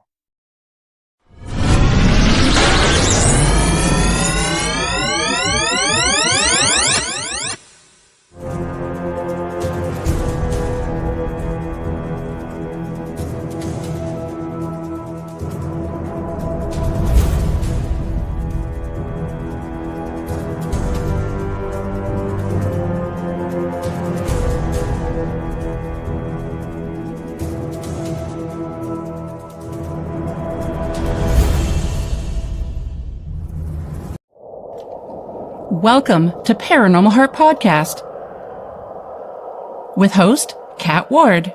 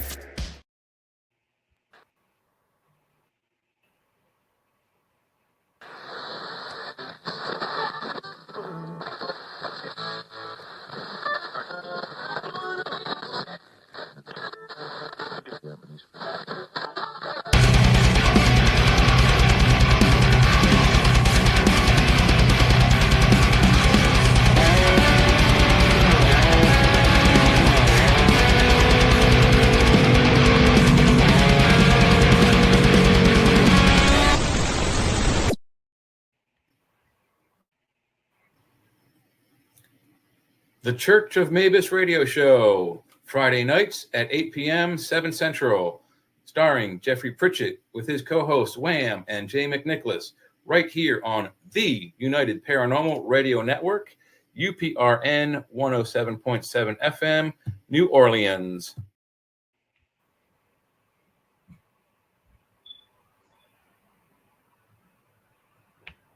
Well, that was it. If everybody's back, I don't know if everyone's still on. I guess I'm alone. Is there an echo? Oh, yay, I'm not alone. I'm with you. This was what I had in my desk to look. This one was the one I was eating. Oh, it's a Cadbury. Those are good. Those are good chocolates. My good friend in high school was the media director or the media executive or I guess advertising director, what you call it, whatever you call it, the executive level with the company that imports that into America. So like every Christmas, he'd send me like 2 or 3 Toblerone chocolate bars, 2 or 3 Toblerone chocolate oranges, like a stack of Altoids mints. Oh my God. I have so many Altoids mints tins. I don't know what to do with them all. Hey, Sherry, the one you I think love of them. late tonight is on Friday night. That's news on the flip side.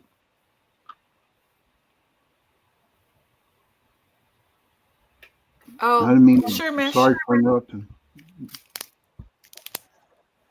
Cadbury Dairy Milk. And They make because it- really I was shopping while hungry, there is a second one.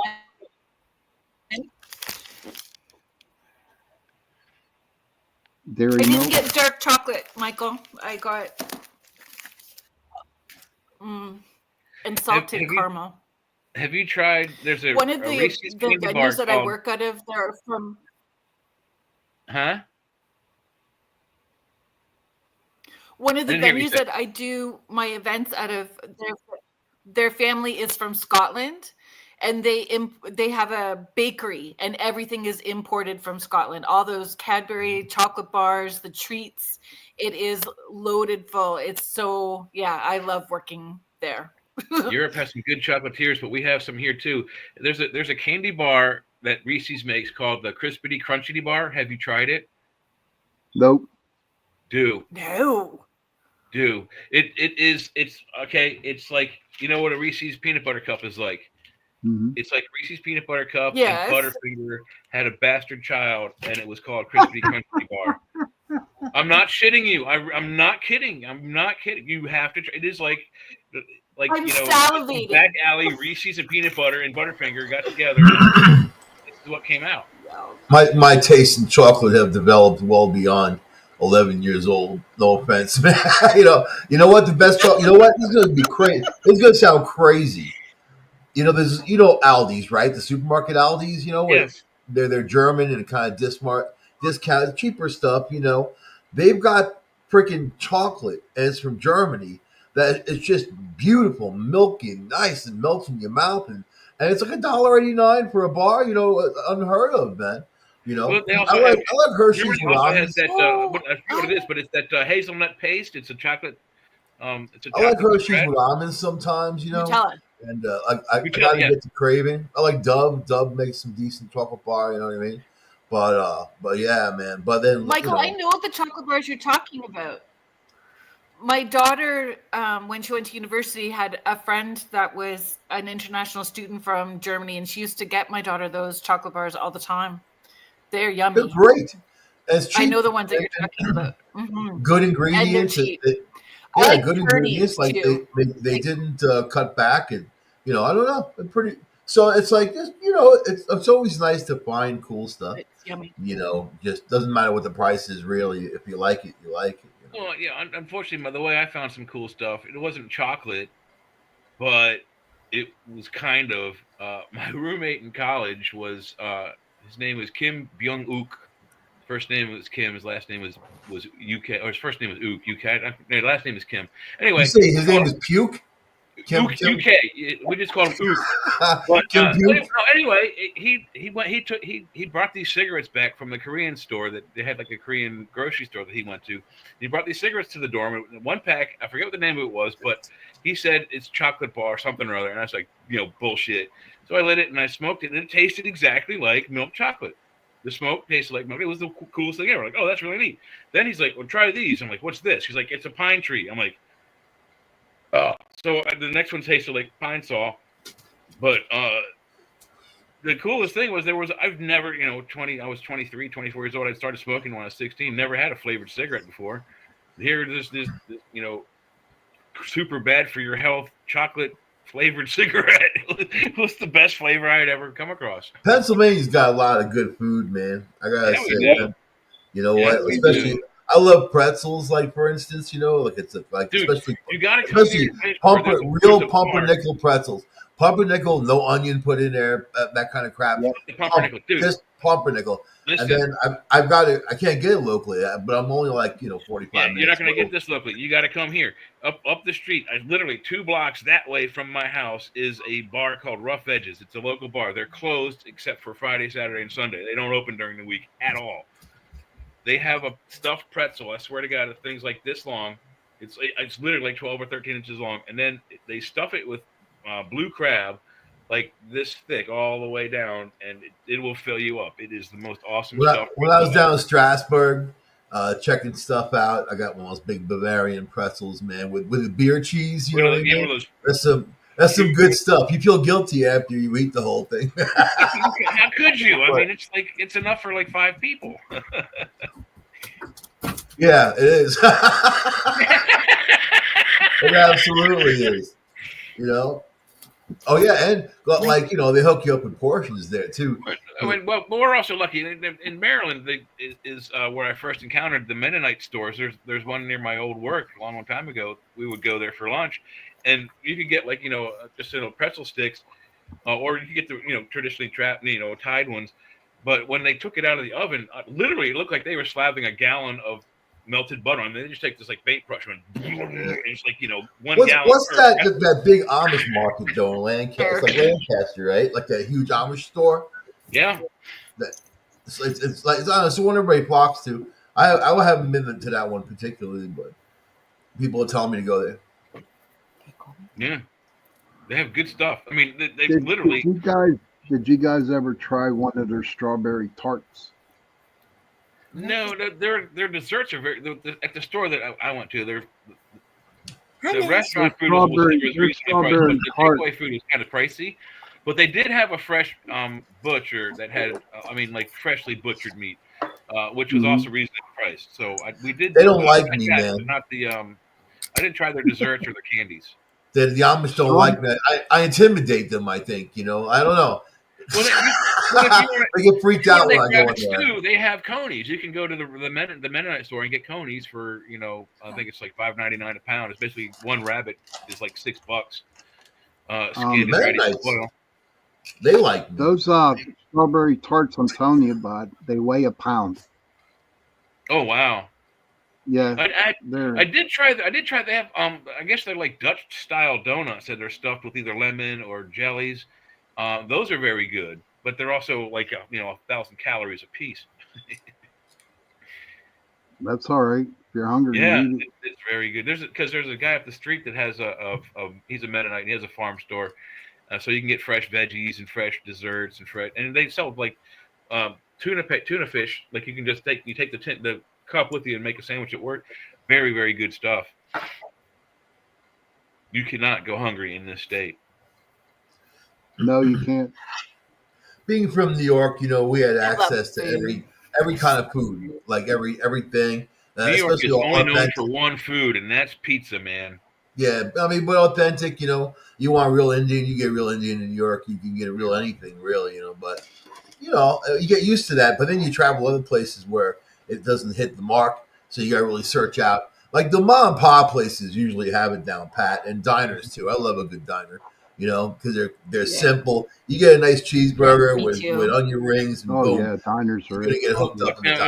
Diners also they're the best egg cooks. They'd never come out burnt. Because you're partying all night, then you go to the diner, so it's even better. Yeah. You know what I mean? But that's the other good thing about diners is they're open 24 hours a day. Usually, the good ones are, and then you can get breakfast any time of day. Yeah, I like fast food. I don't like. I don't do fast food really.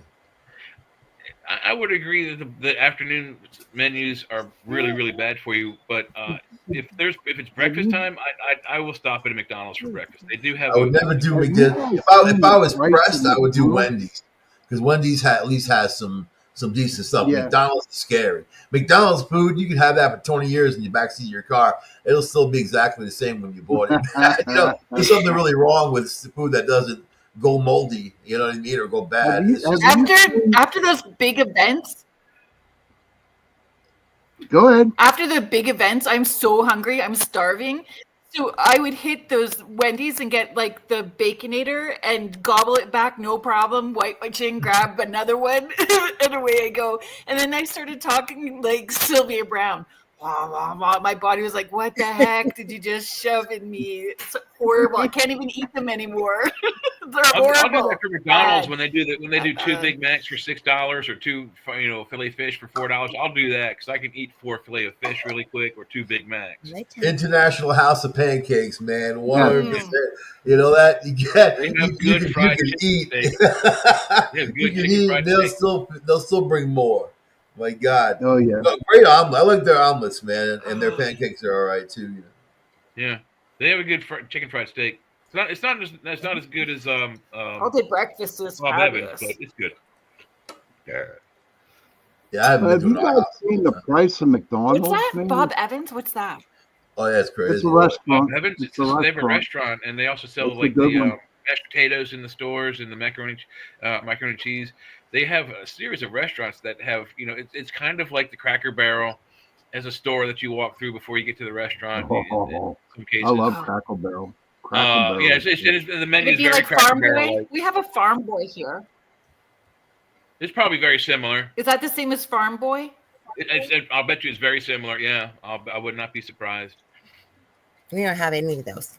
Right. It's like Bob's Big Boy. Y'all remember that? Bob's Big Boy. First time I had fried green tomatoes was from a Cracker Barrel. I said I had to try. I had grits too, man. Fried green tomato. First time I ever had grits. Oh, Cracker what Barrel. is a grit?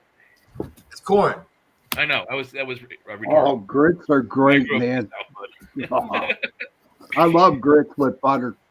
Grits These were buttered the right way. I mean, If it you're a was true good. Southerner, the only condiment that is allowed on grits is warm or a butter pat and maybe a little pepper. That's all. Oh, bull. Anything I, else you no, get, I Hot sauce, man. You gotta put go for half a hot stick of sauces butter. for potato chips and burritos. Half a Yo, stick man, of butter right on my there. grits. What do you Get got some- there? Get Well, some see, what pepper? moringas. Ghost pepper sauce. Oh, okay. Take it. That's right. A little bit of this. Oh, chug, chug. Let's see it. I like Doesn't the it heat. wreck your gut after a while? I like the heat. What was that, Caroline? She's getting mauled. I love grits, Heidi. Oh, I asked if like the hot sauce wrecks your gut after a while. Oh no, it's good for you. Oh no, but it burns on the way in and the way out. Hot sauce is actually a natural antibiotic. It actually draws poisons out of your blood. People have used it for years. All kinds of peppers. You know what I mean? But they also use it in like areas like Thailand and Southeast Asia. They eat very hot, spicy food because it creates a sweat barrier on their skin, and when they go out into the atmosphere, it wicks off in the humidity, and they are cooler. Has antiseptic properties. Supposed to even keep some mosquitoes away or whatever. You know what I mean? But Yeah, I would imagine. You ever smelled anyone? I like the taste, and I got some nice Carolina Reapers on hand that I'm gonna slice up and put in a sub or something. But Those sauces are hot, dude. No. that's a nice pepper. My kid eats like that. What's the Scoville count on those peppers you're talking about? They're around 1 million. They're all around there. Oh, Jesus. The ghost chilies and all that.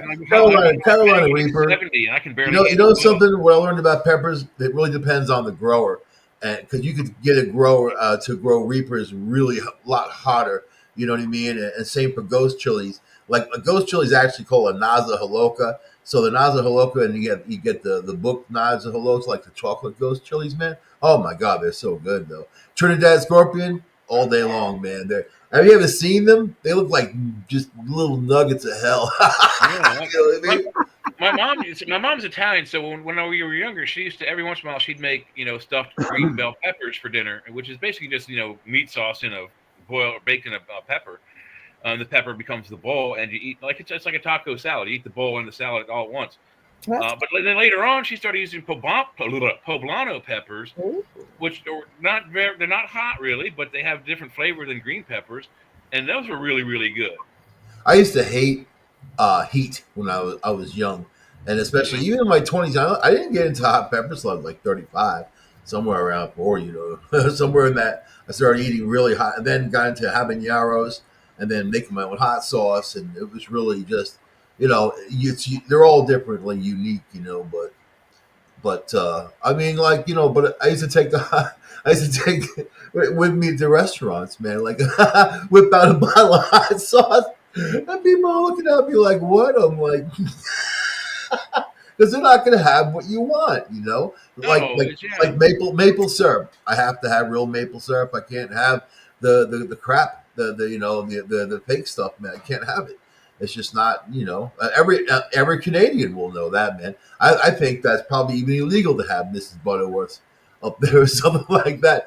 But real I eat the fake stuff. The real stuff's super expensive, and I don't really dark like and real dark amber. So if I'm going to have something, 16 ounce or 18 ounce dark amber is yummy. What is? Yeah, and we have a lot around here, upstate New York. We got a ton of Dark maple syrup. amber. There's a lot of local people that sell, and it's nice. There's a local farm that I deal with, and they're great, man. They really get that. I mean, there's a whole process. You can go light on the process, you can go heavy on the process, but you're gonna get that flavor. I love maple syrup. I love maple candy. I just had some maple candy like the other day. Good stuff, man. I keep it in the freezer. Maple I keep candy. a small jug in the freezer, and then the kids That's get nice. mad at me when I'm saying I'm taking a tug off the jug. It's like so good when it's really, really cold. Yeah. Michael, I got a food for you to try out. You like hot stuff, so I don't know if you've tried the brand Green Mountain Gringo.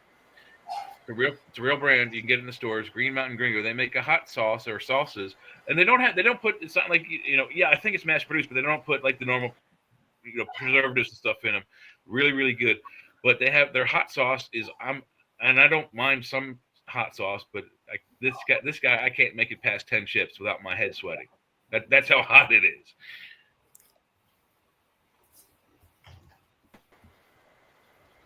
Did you guys, whenever you went to get hot sauce or whatever, did you guys ever have to sign a waiver? No. But my friend we went to a bar one time, and the bartender asked us what he wanted, and I said, I'll have a tuna sandwich with no pickles. And then my friend said, I want your half dozen of your wings as hot as you can get them. And the bartender said, are you sure? And my friend said, yeah. So he's typing the order, and he looks back. He's like, tuna sandwich, no pickles. Like, yeah. And he looks back, wings, hot as I can get them. And we're like looking at each other like, what's wrong with this bartender? And then just before he walks away, he asked one more time, are you sure on the wings, as hot as I can get them? My friend's like, yeah. So he brings the wings out. My friend eats one. He takes one bite, actually. He doesn't eat the whole thing. And he leans over and he's like, I can't eat these. They're too freaking hot. He had to turn it back. And I'm like, dude, he gave you 3 outs. Why didn't you take the third one? Yeah, they take most guys. It's not the same because they take that capsaicin and just dump it on there. You know what I mean? Like, so it's really not fit to eat. And then people take the challenge. And man, you could die. You could die like that, really. Well, I don't know if that's what they're doing here, but I mean, he gave my friend 3 chances to change the order. So apparently, they should have at least given him a waiver. Like, this is going to make your nasal passages empty out immediately. My son had to sign a waiver when he went. Like, my son will eat all of that stuff, all of it, and he likes to cook hot like that as well too. I don't know how he does it, but there's a group. Do you guys watch that Hot Wings? Is it the show where they eat it? Hot ones. Go ahead. No, I haven't seen it, but I did see a documentary on a band of Chinese in the mountains that they don't eat hot sauce per se. No, they boil their food in like a tall ceramic crock pot, like in the middle of just an open fire, and then they take the lid off and eat right straight out of a boiling pot with chopsticks and everything. Yeah, They but didn't they have want to chilies, burn man. delicious salad. Chinese has some hot food. Indian, oh my God, Indian food. Well, I mean, when you think about eating it right out of a boiling hot pot, that's how these people eat their food. The Indian food place I order from, I tell them I want a kamikaze hot. It'll burn from the time you eat it till the time it leaves. You will sweat. You will sweat, man. You will sweat out whatever the hell is in there. That's what I was saying about the salsa. You should try it. The hot sauce. I can't get past 10 chips before my head starts to catch on fire, and I have to stop. I start sweating up here, so I stop. I got a pretty high tolerance, which is crazy. well, try it. You should try it. It's a very good brand. It's like I said, no preservatives. You could probably get it in your Walmart or your local grocery store, and it's like $5 a jar, so it's not going to set you back. I make really good hot sauce. I do flame roasted on the grill, and then I like mixing it. Like I do raspberry hot sauce, and I do like I make a nice mango chutney. I'm into that, So all with habanero base. That's my habanero. Well, I learned my lessons with habanero. I learned about rubber gloves is mostly important. Yeah, because you touch your eyes with one after you. No, the very first time I did it, I had all these things. I marinated them in a little bit of olive oil. I went out to put them on the grill, right? And then all the smoke started pouring off of there. I inhaled a huge amount of smoke. I'll tell you, man, that dry cleaned my lungs. I thought I was going to die. I thought I was going to die on this deck out here, man, like making happy yarrows. Oh, my God. That was like just heavy duty, dude. You never want to breathe something like that because all that heat just goes right to your lungs. But, yep. But I like my hot sauce, man. Hey, Joe, what's the hardest thing down in And then not Mississippi? rub your eyes after either. New Orleans is known for hot, man. That's where the heat is. New Orleans. Wait, I couldn't hear you. I had something playing. What's the hottest thing down there? Hottest day, hottest thing. Hottest food. Pepper or food. Food. Oh man, I mean, we have Tabasco down here. That they have a whole island full of different peppers. Mm-hmm. I mean, they make I don't know, like 50 different. They make ghost peppers, but they make all kind of stuff. They got some really high. I mean, it depends what you want, but really, if you just want hot, just get some cayenne pepper and throw it on there. New Orleans got some hot food. It's kind of the hot food capital in my book. Well, they do. So it's like to cover up you're eating swamp creatures, man. Like I think you got to cover that up. Yeah, it doesn't matter what they cook. So New Orleans is different. So you have like your French Creole, your Spanish food, all that stuff. But New Orleans decided a long time ago, about 200 years ago, we'll just combine it all and make it unique to the city, and that's what they did. And that's why there's so many foods that people eat around the world and restaurants that come from here. That's where they were born here. And especially desserts, man. New Orleans must have 50 desserts to its credit. And some of the stuff is just. What's the name of that cake, Joe? They have what they call a Gentilly cake or Chantilly cake. So if you're outside of Louisiana, you're going to call it Chantilly cake because that's what it is. Here they're going to call it a Gentilly cake because that's the name of a place in the city where it actually came from. So. But all it is it's really creamy topping with like blueberries and strawberries, and they got that. And then they got Dobash. Dobash is like if you eat Dobash, you're going to hell. Oh, that's a king cake. That's a whole different thing. King cakes are just French pastry. You can get them stuffed. You can get them like a cinnamon roll. You can get them. All of them are going to come with purple, green, and gold because it's a Mardi Gras colors. And they used to stick a baby in it. Now they're going to give you the baby. You can stick it in there. Oh, I heard about that before. Yeah. You could whoever gets the baby got to. What's the pastry in Thunder Bay called? Wait, what was that? Laura Lee, what's that pastry that's in Thunder Bay? That's Thunder Bay is known for. It's called Persians. It's kind of like a cinnamon bun, but lighter. But it's the icing. Like I have the recipe somewhere, but you can only get them here. And then the other thing is bonbons. Now you guys would have them. They used to say we were the only ones that made them at Chinese food places. It's just they're really, really breaded, and then they're really deep fried, and they're actually really good. But we're known for Persians. I don't know why they're called Persians either. It's a lot of good Is it food out like there. a Down here, cinnamon bun there's a cookie lot of. crossover? Sorry? Is it a cinnamon bun cookie mashup? No, it's homemade. It's like if you were making homemade sticky buns or Persians, but I don't know what they or Persian, sorry, or cinnamon buns. I don't know what they put in there though, because if you get them fresh, it's literally the softest, squishiest, and they're big. They're like this big, and it has this characteristic baby pink icing on top. They're Right. like they've got a When bit of you, cinnamon. They're rolled when too. you say soft and squishy, it sounds like you're going to need 6 of them. It's like Yeah, one depends won't how big cut they it. are down here. I mean, we get cinnamon rolls down here that are like this big around. They are good too. So what was the baby thing, Joe? The baby thing again. I've heard about that So baby. What was it called? when you get a king cake, you put A the king baby in. And whoever gets the baby has to buy the next king cake.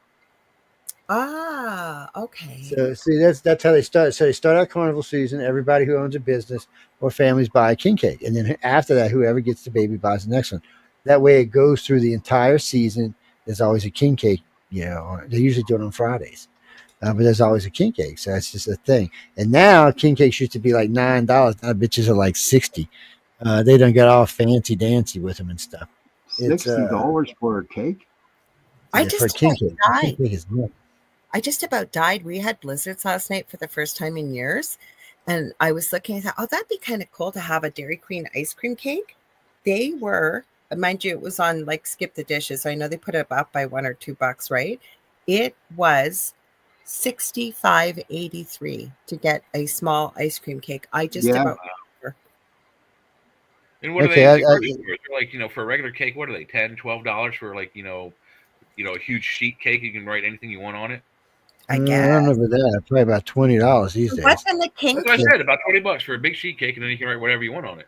What's in the king cake, Joe, that they're up? Is it because they're so elaborately decorated? Well, Like, no, that's nothing. They use a like a glazed icing and then throw the sprinkles all over it. It's not that. I mean, they just because they're so sought after, but like Polly's and some of the other places now use special doughs and special things. You see That one there is these are cinnamon. Yeah, these are cinnamon king cakes is what these are. And you see this one's got a little stuffing inside of it over here. They do all kind of things with them. They're good to eat. They make a good snack. I mean, and if you just get a regular king like from like your grocery store, they're going to probably be about $15-$20. If you get one like everybody's like, oh, I got to have this king cake, they're going to be $60, $65, $70. Locally, they don't know how to make them. It's just bull crap with that the icing on top, but and then and instead of the baby, these guys took all these little plastic toys like like just these little stupid things and shoved them all in there like choking hazard type of thing, man. So, yeah, the ones they ship up north will have a baby, some beads, some doubloons, shit like that. When you visit a place, it's so nice to have the. I'm a foodie, so it's very nice to have the flavors, especially people who are proud of what they make. It's nice. But my problem is you see, for y'all, it's different. Y'all are exploring and tasting new things. For me, it's hard, man, when I'm traveling. You just don't find food in our country like you find it's out. hard. It's hard, yeah. You got to do ma and pa and stick with that. Yeah, because when I'm traveling, first off, we're used. People always say when they hear me say the word spicy, they always think hot, but it's not all Louisiana food is hot or Mississippi food. It's just very so. Instead, most person when they're cooking or in a restaurant are going to use 4 or 5 seasons. They're going to use 14, 15, 16. It's just a whole different kind of cooking. And I mean, like I said, you have the Creole food has a Spanish, a French, African. It's all these flavors blended together. You just don't find food like that anywhere, and it's hard, man. LA is okay. I mean, if you just want to eat, that's fine. I mean, the food's fine. It's expensive, but it's fine. It wasn't even that bad this year as it was last year. But I think a woohoo burger was like $40. A regular burger was like $35. It wasn't all that much. Crazy, dude. Joe, you know what? I remember now where I heard about the baby. That it was a story somebody posted on a website, and I think they had visited New Orleans for the first time, and they were in their hotel, and they had this fresh bakery that stayed in the hotel. It was a high-end hotel, and so they were super, super hungry. It was these 2 girls, and so they saw this delicious-looking cake in the bakery in their hotel, so they grabbed it, not knowing about the baby in there. And the girl took a huge bite and broke her tooth. Mm. And then she went back down there and she goes, "What the heck is a baby doing in my cake?" And now I remember where I heard the story. That's what Yeah, happened. well, there's been a lot of people turning that. That's why eventually they stopped doing it. The insurance companies made them stop doing it. Well, Actually, that's when you laugh and say, and you have to buy the next cake. Yeah. yeah, that's a double B. On the way But to I the mean, yeah, dentist. like the tiramisu is really good down here. Oh my god! I watched a couple of friends of mine. I brought them to this one restaurant called Drago's. I said we were getting grilled oysters and tiramisu, and they were like, "Joe, they couldn't stop because both of them told me, "Ooh, I'm never going to eat an oyster." I said, "Fine, I'll eat them." So they come to the table. I got a dozen and a half. They smelled so delicious. They're like, "What's up? What?" I said, "You said you're not going to eat any." They ate more than half of them. I'm like, "Get off my freaking oyster!" Were they oysters Rockefeller or just the raw Oh, ones? these are grilled oysters. So Oh, Louisiana has a special way of grilling an oyster over an open flame with garlic, real butter, salt and pepper, and Parmesan cheese. Oh, And that's wow. pretty much all it is. And they are absolutely freaking fabulous. I mean, you can get Rockefeller, you can get Florentine. There's quite a few. There's one place down here that specializes in oysters, and they make about 9 different types. But you can go get like a Bobo tray or something. But they just There's they a are really, restaurant really in good. Savannah that makes an oyster dish called Oysters Savannah, and it was really good. There was also a cooked oyster, but maybe it was similar to what you just described, but it had some sort of cheese on top, and I don't know if it was garlicky or not, but they were they weren't slimy and gushy. They were actually really yummy. But they sound good. Yeah. Mm-hmm. Yeah, I mean, there's just so many different foods to try down here. And then there's things like just going downtown and getting a muffalata and a Barks root beer. Oh, It's just muffalata. We've talked about that so many times. That's an amazing. experience in itself. What reason we tell people to go to Central Grocery is because most people, wherever you are in the country, or for that matter, anywhere they sell muffalatas, usually use a heavy vinegar olive salad. Down here, because they bring it, it's imported from Italy at the Central Grocery, which is basically an Italian import store. good. They use a garlic flavored olive oil, which is really good. So on the sandwich, you get what, 3 meats, 2 cheeses. It's just good stuff. You can heat them, not heat them. It doesn't matter. However you want to eat them. But I'll tell you what, some days you'll go down, there'll be lines down the street, people trying to get damn muffalata. And you can't get them shipped because it's like $100 to get 2 of them shipped. Yeah, but the amount of stuff they put in them, and they're so good. Yeah, to get one, they got them by my stepdaughter's house. They sell them at one of the grocery stores. They're $30. They were all worth the $30. You go downtown, they're 25. But downtown's different because you could just sit in the restaurant and eat. Yeah, for one sandwich. Yeah. Jesus. Yeah. Oh man, the damn thing is this big around, dude. It's this thick. Yeah. It's this big around. But you want to get a po' boy down here, so you want to go get a po' boy about yay long and about yay big around. It's going to cost you about $14. Best roast beef you'll ever eat in your entire life. It would cost you about $17 for 18-inch sub. So we don't eat those because they got soft, squunchy bread, and you can't have that when you're eating po' boys, especially when you're eating gravy-soaked po' boys. You got to have that crunch. It's a different sandwich. All my friends say, "Oh, you never had it?" I said, "I've eaten lots of subs. It ain't the same as a po' boy. It's not the same sandwich." It's here in Pittsburgh, we put gravy on our French fries. Man, we put gravy on everything. Yeah, we literally put gravy on everything. We don't care what it is. It's getting gravy on it, or it's getting stuffed. Poutine, that's a French thing. And I had it in Quebec when I was on a French exchange when I was 14. Nobody heard of it. And yeah, gravy and French fries. They put Well, cheese. that's actually how the po' boy got invented. When they were digging the canals on Canal Street down in the city, they needed something to feed the people here. I think it was the Irish that were digging the canal. It might have been a Chinese, I'm not sure, but they decided that they would make a roast beef debris. So they were selling roast beef sandwiches if you could afford it. But what they would do is they would take the roast beef debris and put it on a sandwich, and you get a piece of bread about this long, about yay thick, 2-sided. They put the debris on it and the gravy for 5 cents. Oh, wow. Well, eat for them 5 cents was probably a little bit of money. Today we're all like 5 cents is what? You wouldn't been there and picked the damn thing up. But I mean, the food is. I mean, that's one of my friends goes, "Oh, you got to take me out. We got to go here. We got to go here." They got a lot of good Italian restaurants out here. They got a lot of good American restaurants out here. They got some best fried chicken you're gonna ever eat anywhere. They have places that just specialize in fried chicken, but most cities might have 1 or 2. We have like 10. So so you can go find the ones you want. Plus, there's all kind of other places that serve chickens, but it's whatever kind of food you really want. And then if you just want some authentic soul food, there's a couple of those restaurants down here. If you want to try chitlins out, go give it a try, man. No, thank Cracklins. you. Chitlins are nasty. I don't care what anybody says. I've had Yeah. them a couple of different ways. I'm not a big fan of them. Unless you find somebody who knows how to cook them and clean Oh them. no, these old ladies, these old ladies cook for the church. They were fabulous cooks. Smell it. They just cracklins are just nasty. Now I mean not cracklins. The other one's nasty. Cracklins are good. Cracklins are a whole different thing. The ones we get down here, they greasy and fat filled. Oh God, man, you shouldn't even eat the things. Every one is probably bringing you closer to a heart attack. I'm telling you. But you can't stop eating them. They're like the Lay's potato chip. Once you eat one, you're done, man. You eat the whole bag. Oh man. And they come in greasy paper bags. You get a paper. Yeah. Yeah. And then I remember Now you said during Mardi Gras, you said if we ever come down there, anybody, you'd show us where to go in the quarter. And then you were talking about the drinks that were like the size of like bigger than a punch. Oh, now I see that. Now they got a drink down there that 6 of us could drink easily. It cost us all probably about $15, and it's 3.5 foot tall. And I think 16 inches around.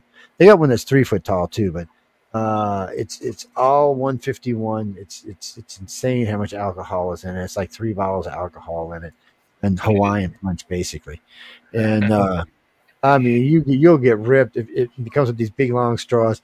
And what's nice is you can go out in the garden area because there's a garden area. There's a what they call it, a fire. Anyway, they got a fountain with the fire pit inside of it. It's just nice, beautiful flames going out there. It's a fire garden, and you can sit out there in the gardens underneath the trees. And they got 2 bars right there. They got a little restaurant right next to you if you want to eat there, and just enjoy what's going on there. Big screen TVs, like if you want to go for a game or something like that. The place is 265 years old, so there's lots of spirit there.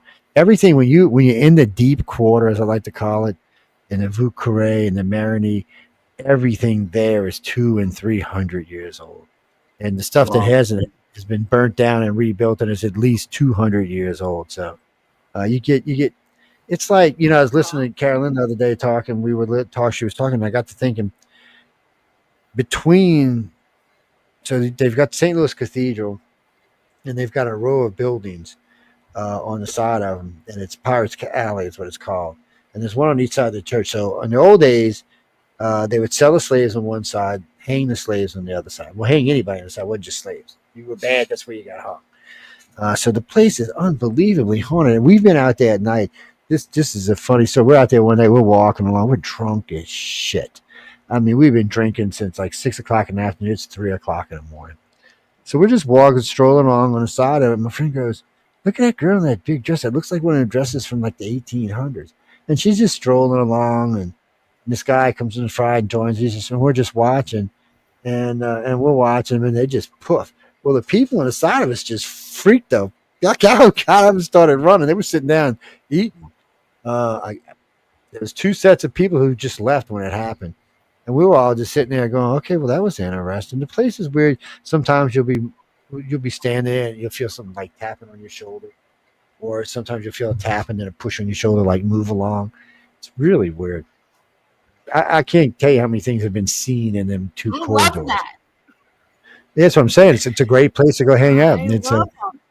If you have any intuitive at all, it'll fill your brain. You'll just be like, you actually have to kind of stop sometimes and block some of it out so that you can actually move through the rest. Because it's not just that the fact that the slaves were sold and killed there, it was the French Quarter itself. And so many people come through there, and there's so many people that come through there today, and there's so much stuff that happens there. And you do a lot of times, you'll be sitting out there more than one time. We've seen what looked to be people from 1800, 1700 just strolling along. What was funny is, back then, they used to cut these little trenches in the ground about this wide, about this deep, so ladies could squat and pee and keep walking. And so every now and then, you'll be sitting out there watching, you'll see one just stop. You know what they're doing, but it's a ghost. It might not be a ghost. It might be whatever you call them when it's a replay. When something makes an impression on the area. An imprinted memory or an imprinted. It's hard to say what it is. I mean, but there's a lot of it. The whole quarter's like that. It doesn't matter what building you go into. Somebody's died, have been murdered, or something's happened to them. Residual. Yeah. So Yeah, it's residual it's haunting. yeah. So it's to say what it is. It's like what's the guy from Face Off? Um, John he bought a Travolta. no, the other one, Nicolas Cage. He bought a place down here. It was haunted as all fuck. He didn't know. He tried not to sell. He hadn't kept it for a few years, like 5 or 6 years. The place was just haunted. They told him. So it had upstairs. It had like a walkway, that looked over down to the downstairs.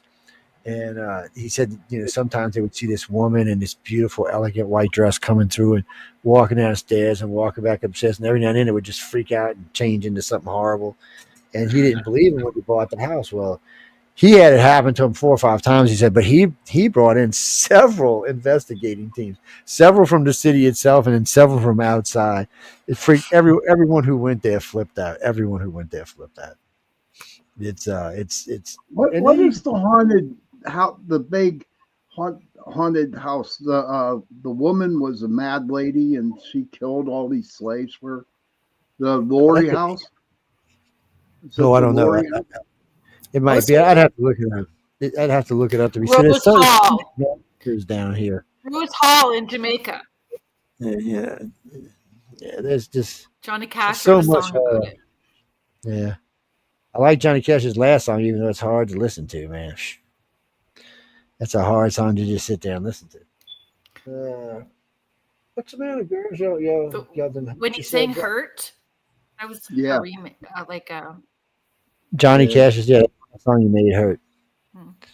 It's he did it's a tough song. It's a good chunk of his life he's talking about, but it's probably a good chunk of a lot of people's lives. That's the song I was gonna play.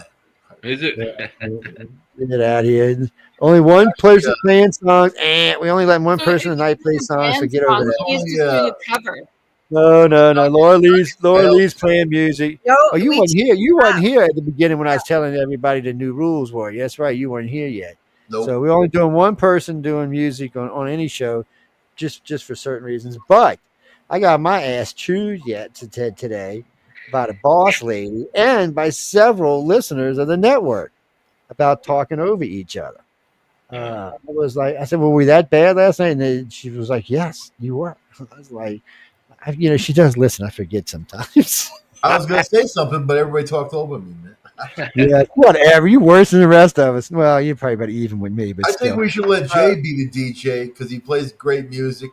What we're gonna do, because we have we do 2 shows a weekend. So what we're gonna start doing, we're gonna let. I actually enjoyed it first time, but we're gonna let one host play it for each night. So like next Friday will be whoever, next Saturday will be whoever, and we just work it through like that.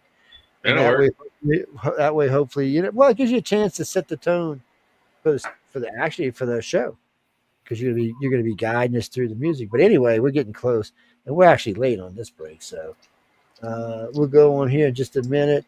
Clara Davis. Are you like one of the murderer people? 3 titles, three names. Clara Davis. I'm just I'm scared you might pull out a knife and go after Dexter or something. Oh no, that ain't happening. Nope.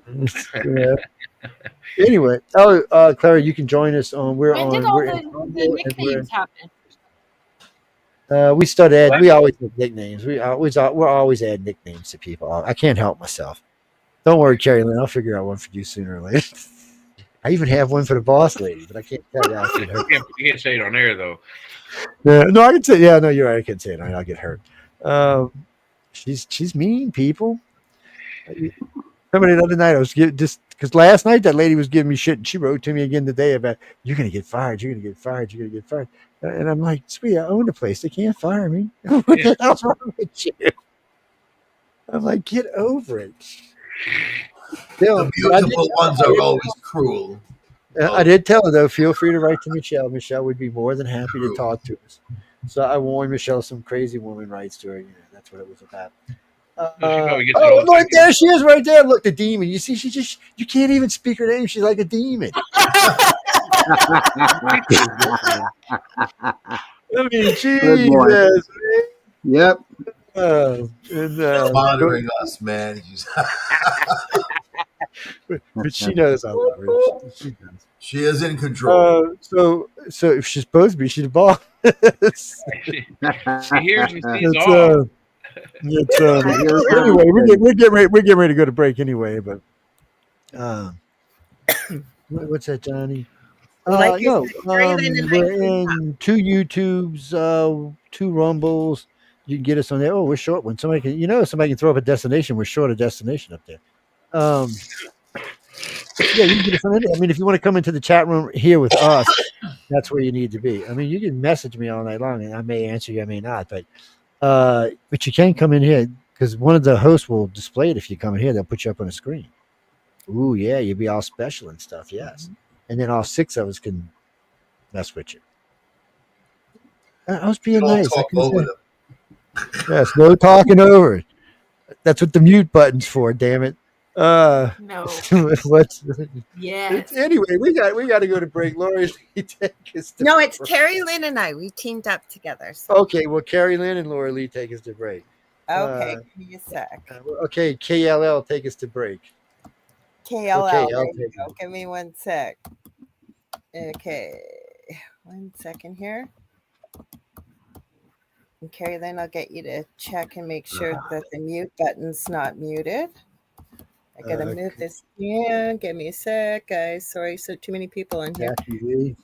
And don't Jackie recognize Lee, like Jackie Lee's daughter or something. He's got a daughter. there. He'll come do some kung fu. I think this Kung is fu the on one. air. Hopefully that's the right one. We'll see, guys. Yeah, it is good. We have a demon with us. You know, StreamYard might be horny. Feel it in my bones, it's down to the wire. It's more than a dream, it's more than desire. I can feel you holding your breath, and you don't know what I'm gonna do next. Now it's been years in the making, and I do it over again. It's been years in the making. So turn the lights down low, rolling up my sleeve. Right now I'm in my zone. Put your eyes on me. I got the scars to show it. Didn't come for free. It's been years in the making. So put your hands up high, baby, walk with me. I see it in your eyes. It's something you believe. You got the scars to show it. Didn't come for free. It's been years in the making. Chasing down everything I'm feeling.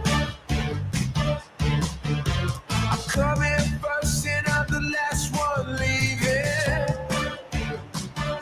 Now it's been years in the making, and I do it over again. It's been years in the making.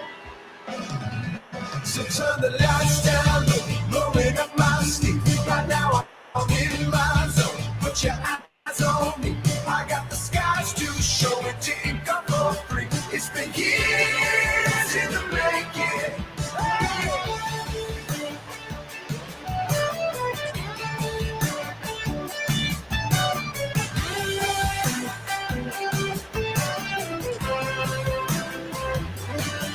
So turn the lights down low, rolling up my sleeves. Right now I'm in my zone. Put your eyes on me. I got the skies to show it. Didn't come for free. It's been years in the making. So put your hands up high, baby, walk with me. I see it in your eyes. It's something you believe. You got the skies to show it. Didn't come for free. It's been years in the making. It's been years in the making.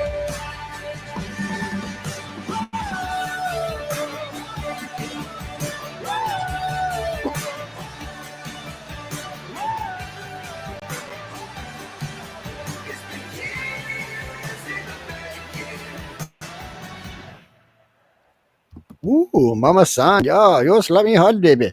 Okay, welcome back to News on the Flip Side, man. Yes, we call it. Oh, no, say no, it's on the flip side. No, this is the fucking chat. See, I'm on the wrong fucking show. I'm in the wrong place. Oh my god. Oh, boop, boop. Anyway, I want to do these 16. What? I did what? Indian and Japanese at one time. It's been a long week. Yes. Just say to turn my audio back on. You'll be a long week. I'll tell you. It's safe now. Okay. Okay. Now you made me list my thing with my 16 desserts on it. Gosh dang it. Okay, sorry. That's gosh, double gosh dang it. Okay, where the hell did it go? I mean, it was just here a minute ago. Oh, man, this is bullshit. Oh, here we go. Okay, here we go. Okay, so New Orleans is famous for 16 desserts, by the way. One of the ones is bananas foster. Have any of y'all ever had bananas foster? Yes. Oh my Yeah, god. No. Wait, that's really Now, sweet. no. It depends how it's made. If it's made with real rum, it's not that sweet. Especially, you got to burn it off. So you got to put the 151 in there, your bananas, your ice cream, and you got to light this shit on fire. And and the flame is actually what helps to really give it the flavor that you want. And and whoever asked that question, yes, you can get drunk off if you're using the right alcohol. I'm just saying. It can be it can put you in a better mood. Let's see, what was number 2? What the hell was beignets? Well, of course beignets. Yeah, France wishes they invented beignets. Yeah, it's bread pudding. See, I didn't know Louisiana invented bread pudding. That's Man, gross. good bread pudding. That's gross. Oh man, good bread pudding is fabulous. Oh, well, this is even grosser for you then. Bread pudding Oh, souffle. it's very yummy. My son makes it. It's so good. And peach cobbler is one of their There you desserts. go. I can do that. It's the turtle cookie, which is one of my favorite cookies. It's a soft little cookie with a chunk of fudge on top of it. I mean, come on, it's probably bad for you too, but it is good.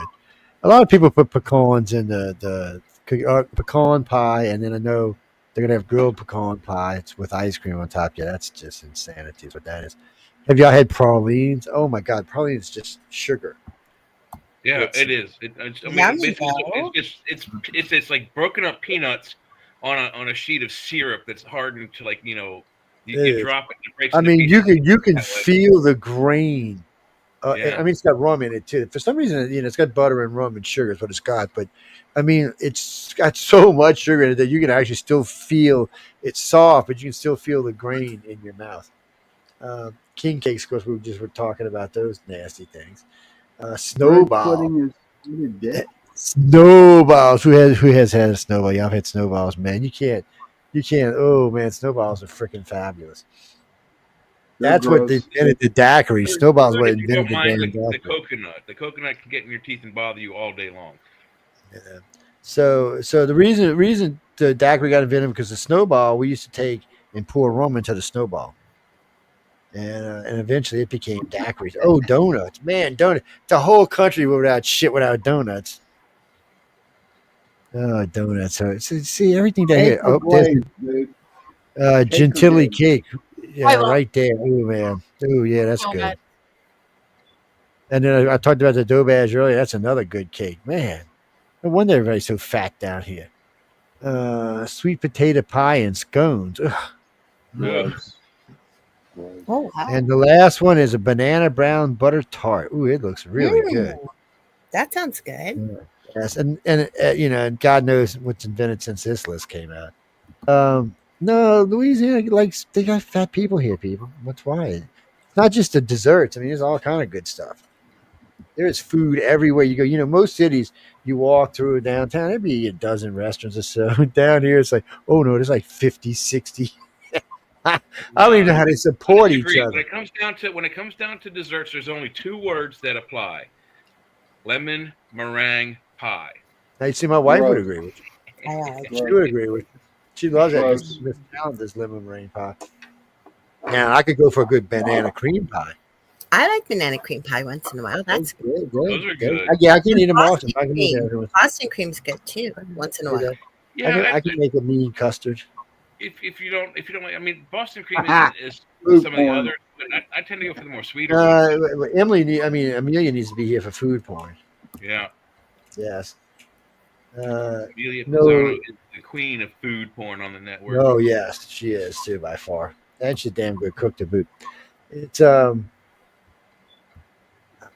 my favorite dessert in the world. I don't know, man. 2 I words: know. lemon meringue pie. I know.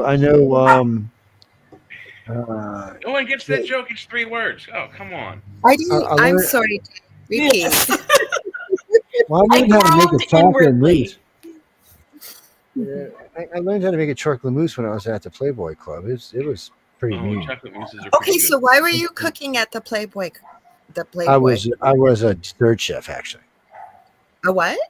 I was a dessert chef. I thought you No, said what do you you were mean? a What do you mean? spirit. My uncle was He he got was a caught sous on the chef. grounds, and to get out of going to jail, they made him bake for a party they were having at the time. This was in New Orleans. No, there was back then. There were these clubs in several big cities around the country. Yeah, And my uncle got hired. He was a sous chef there, and they needed a dessert chef. He said he'd show me how to do it. So man, I made for the day. I was making shitloads of money. It was. They even gave you a percentage of the tips that came through because they were such a high volume of tips that came in.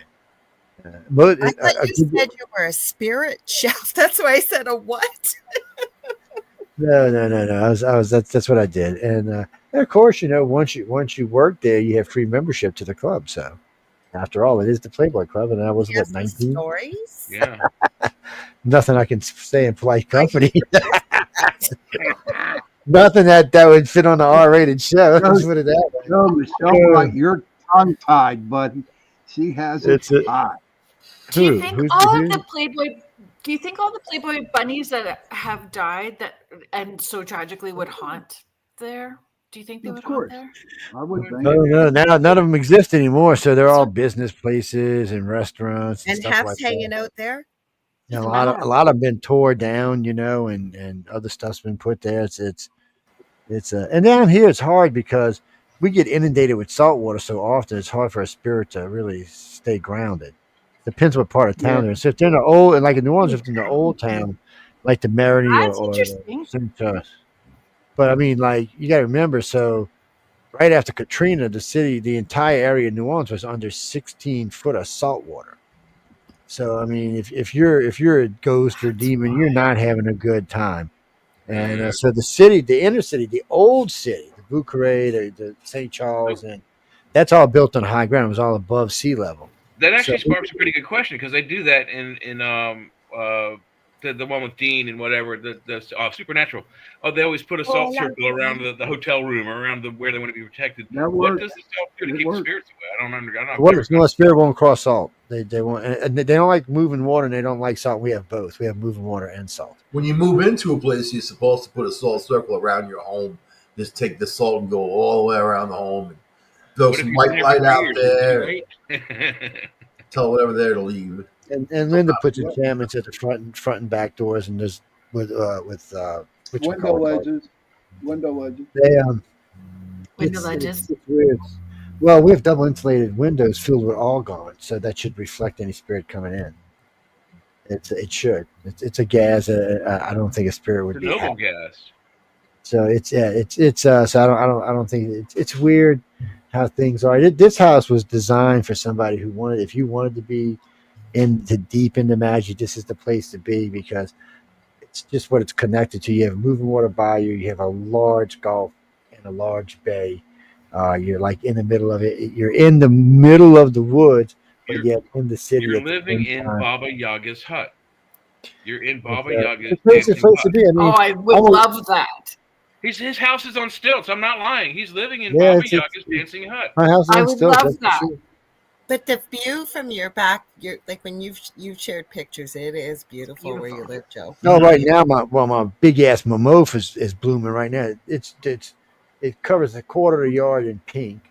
It's got this deep, sweet smell when you get up in the morning or late in the afternoon. I mean, it is sweet smell. Now, two of my crepe myrtles back there where Maxie and Charlie are living, they're blooming, but they're a brilliant, pretty white. They bloom against that. My roses in the front are blooming. Pretty soon, my crepes on the side, my purple ones will start blooming. And we got a bunch of different flower bushes and trees in the property. We got all kind of wildlife. Um, anything I I find like dangerous, otters. I Your get rid otters of. cute. My otters love it here, but well, hey, look, my otters don't have fun. They stay out of my crab traps. We don't have a problem. Because I went to game wildlife fishery and said, "Look, you need to come get them. Or I'm going to kill them." And he's like, "What?" I said, "Yeah, they're costing me a fortune. They're destroying all. I mean, these traps are $60 a piece, and not including whatever you're losing in crabs." So I'm like, "Look, I don't want to kill them. They're really cute and fun and pretty, but they need to stay away from my stuff." And that's when I went out there with the gun and shot it by them. And after that, now they'll get out there right now and grab a oyster and flip over in their back and float around, beat a rock on it, eat the oyster. They stay away from my crab traps, though. They've That's learned.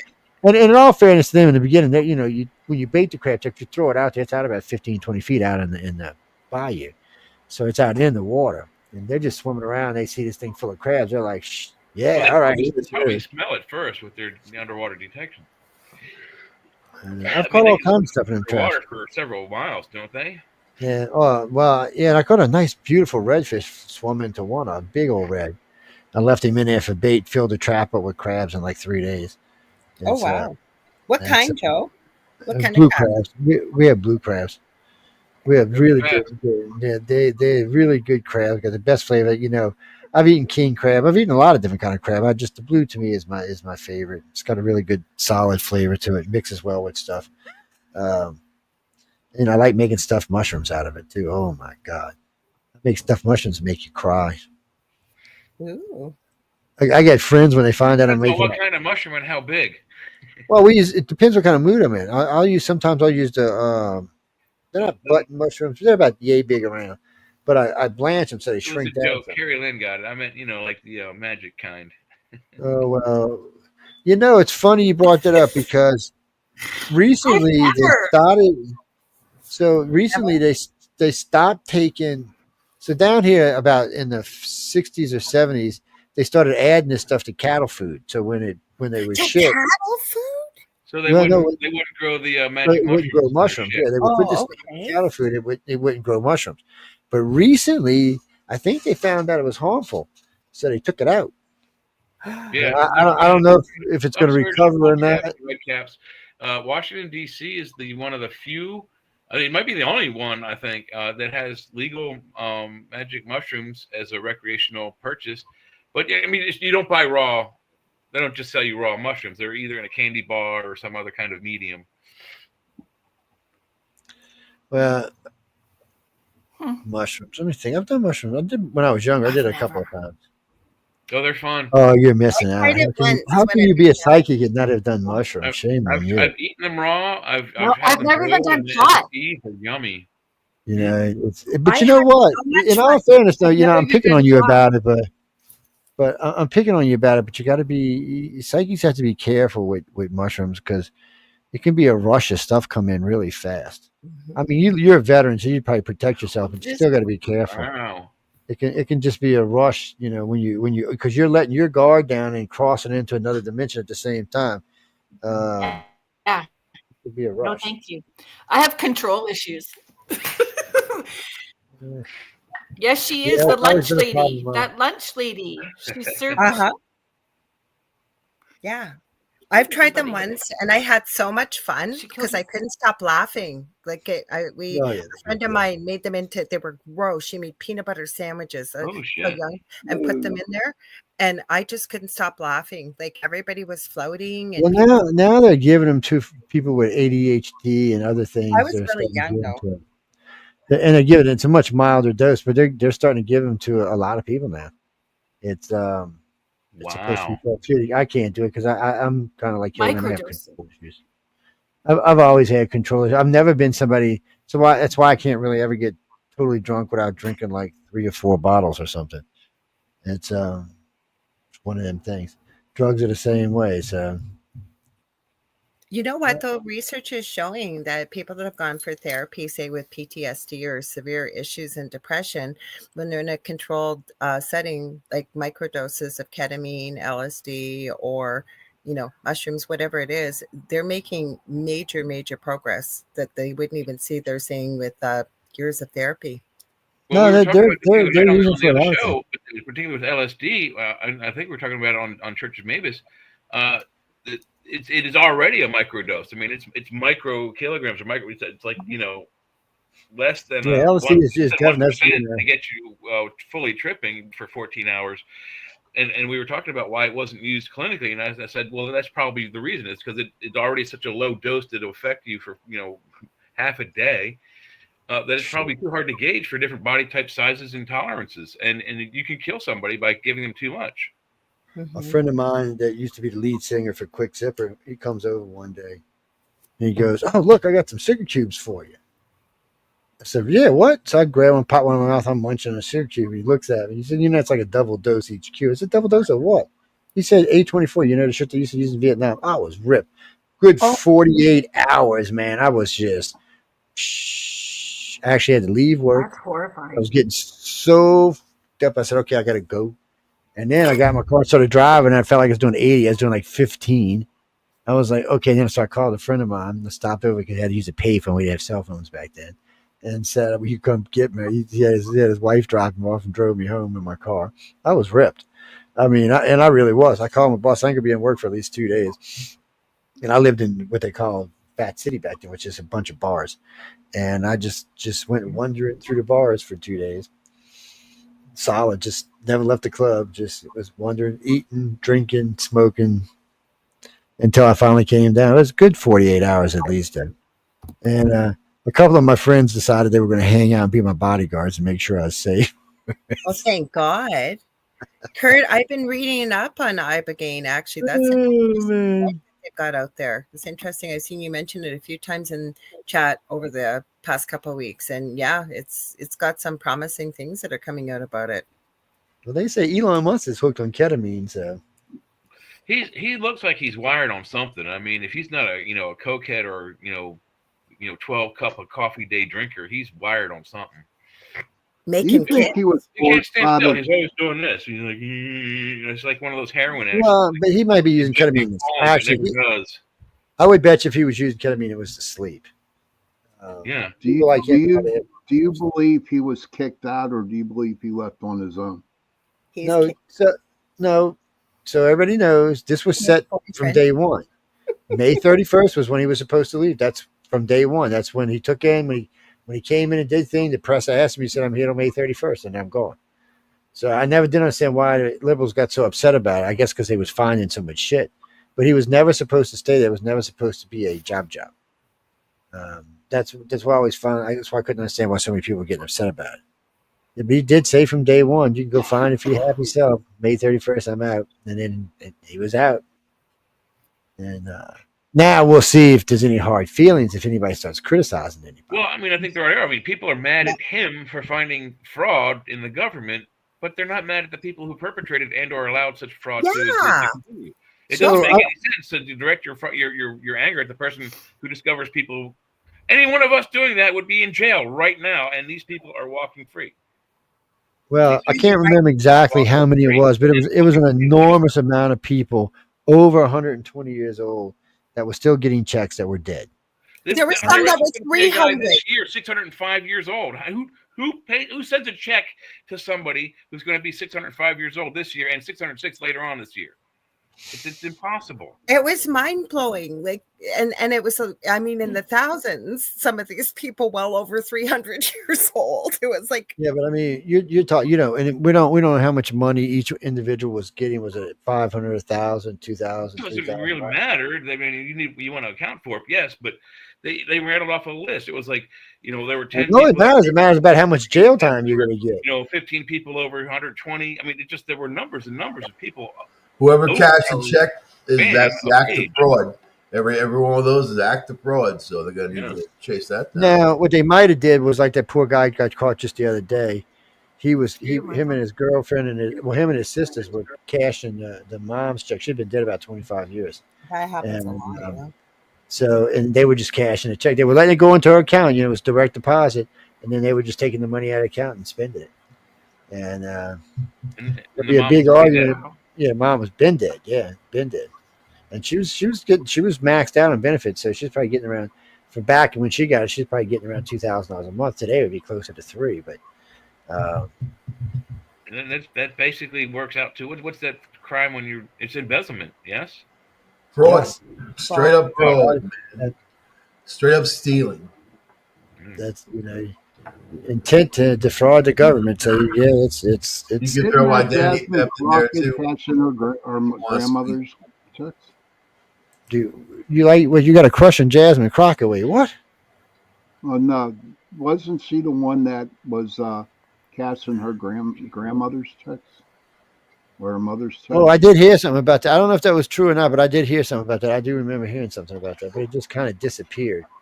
A lot of the times it's these nursing homes that are getting the check, and then when the person dies, they don't report it, or they report it, but it gets lost in the chain. It's really the issuer of the check that should know when someone dies or not. You know what I mean? But it Well, doesn't. the way it's supposed to work is when you do the death record, when the farm, I mean not the pharmacist, but when the coroner does a death certificate, the state is supposed to, the city's supposed to send it to the state's supposed to send it to the Fed, and they're supposed to take you off the roll.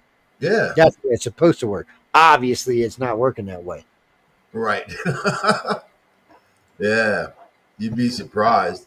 And then the nursing home still gets that check, and they're so big, they probably don't know about the individual thing and going to, they're not doing their job either for seeing what's coming in, but you can see pretty easily how that could work. But a lot of it's just individual fraud, just people keeping their parents or spouses or somebody's check. They used to that money. They don't want to get rid of the money. Well, a lot of times it hurts people to get rid of the money. So living that champagne budget with a beer income. So it used to be when they first did Social Security, if your spouse died, you could keep their check. Now, whoever makes the most you get to keep that check. So you're going to lose one check no matter what. Yep. Other stuff comes into play, disability and whatever, and this, that, and the other thing. It depends on what's going on for the individual, But yeah. Yeah, but if it's just a death, that's what it is. It's still not a lot of money. It's still hard to live off of. I mean, when rents out there are $1,500 for one bedroom apartment, if someone isn't set up already, that's a hard time to live. To pay that much. I mean, if they're getting $2,000 a month and they've got to pay $1,500 for rent, obviously they don't have much. Yeah, down here you can get apartments starting around $8,000 and up from there. Now you get in the city New Orleans, $1,800, $2,500. In New York State, it's big bucks, man, which is nuts because you could buy a house and then pay the mortgage, even mortgage and taxes and everything on top of that. Still, if it's a decent price house, you're not going to pay as much as the rent. And rent, you get nothing out of, equity. Oh, who sent me this? The Gene Pisty girl. Downstairs neighbor died. Go ahead. I'm sorry. No. That's okay. The downstairs neighbor in the apartment beneath me. So it's an older house with a basement walkout apartment, and then I have the upstairs. And we had to do this. We had to do a wellness check for him, and it was 4 years ago. And he's still getting government mail, and he's still getting bank mail to the house that we have to send back, and it's been 4 years. Like it's same stuff happening in Canada. Yeah, I still get mail from my dad every 2 mile. They were quick with my son, I'll tell you. Isn't that He got a letter within a week crazy? 'cause he was on a disability thing, and right away, basically no nothing, just basically, you're done. Basically, that's what the message said. Like there was no I'm sorry or anything. It was just like, no future contact needed. And literally, within a week after he passed, because he was on a disability pension, having autism, right? So, but I've heard that happening lots all over. That people pass and other people cash the checks. Well, yeah, if you got access to it, you can. I mean, it's unfortunate, but that's how it is. Mm-hmm.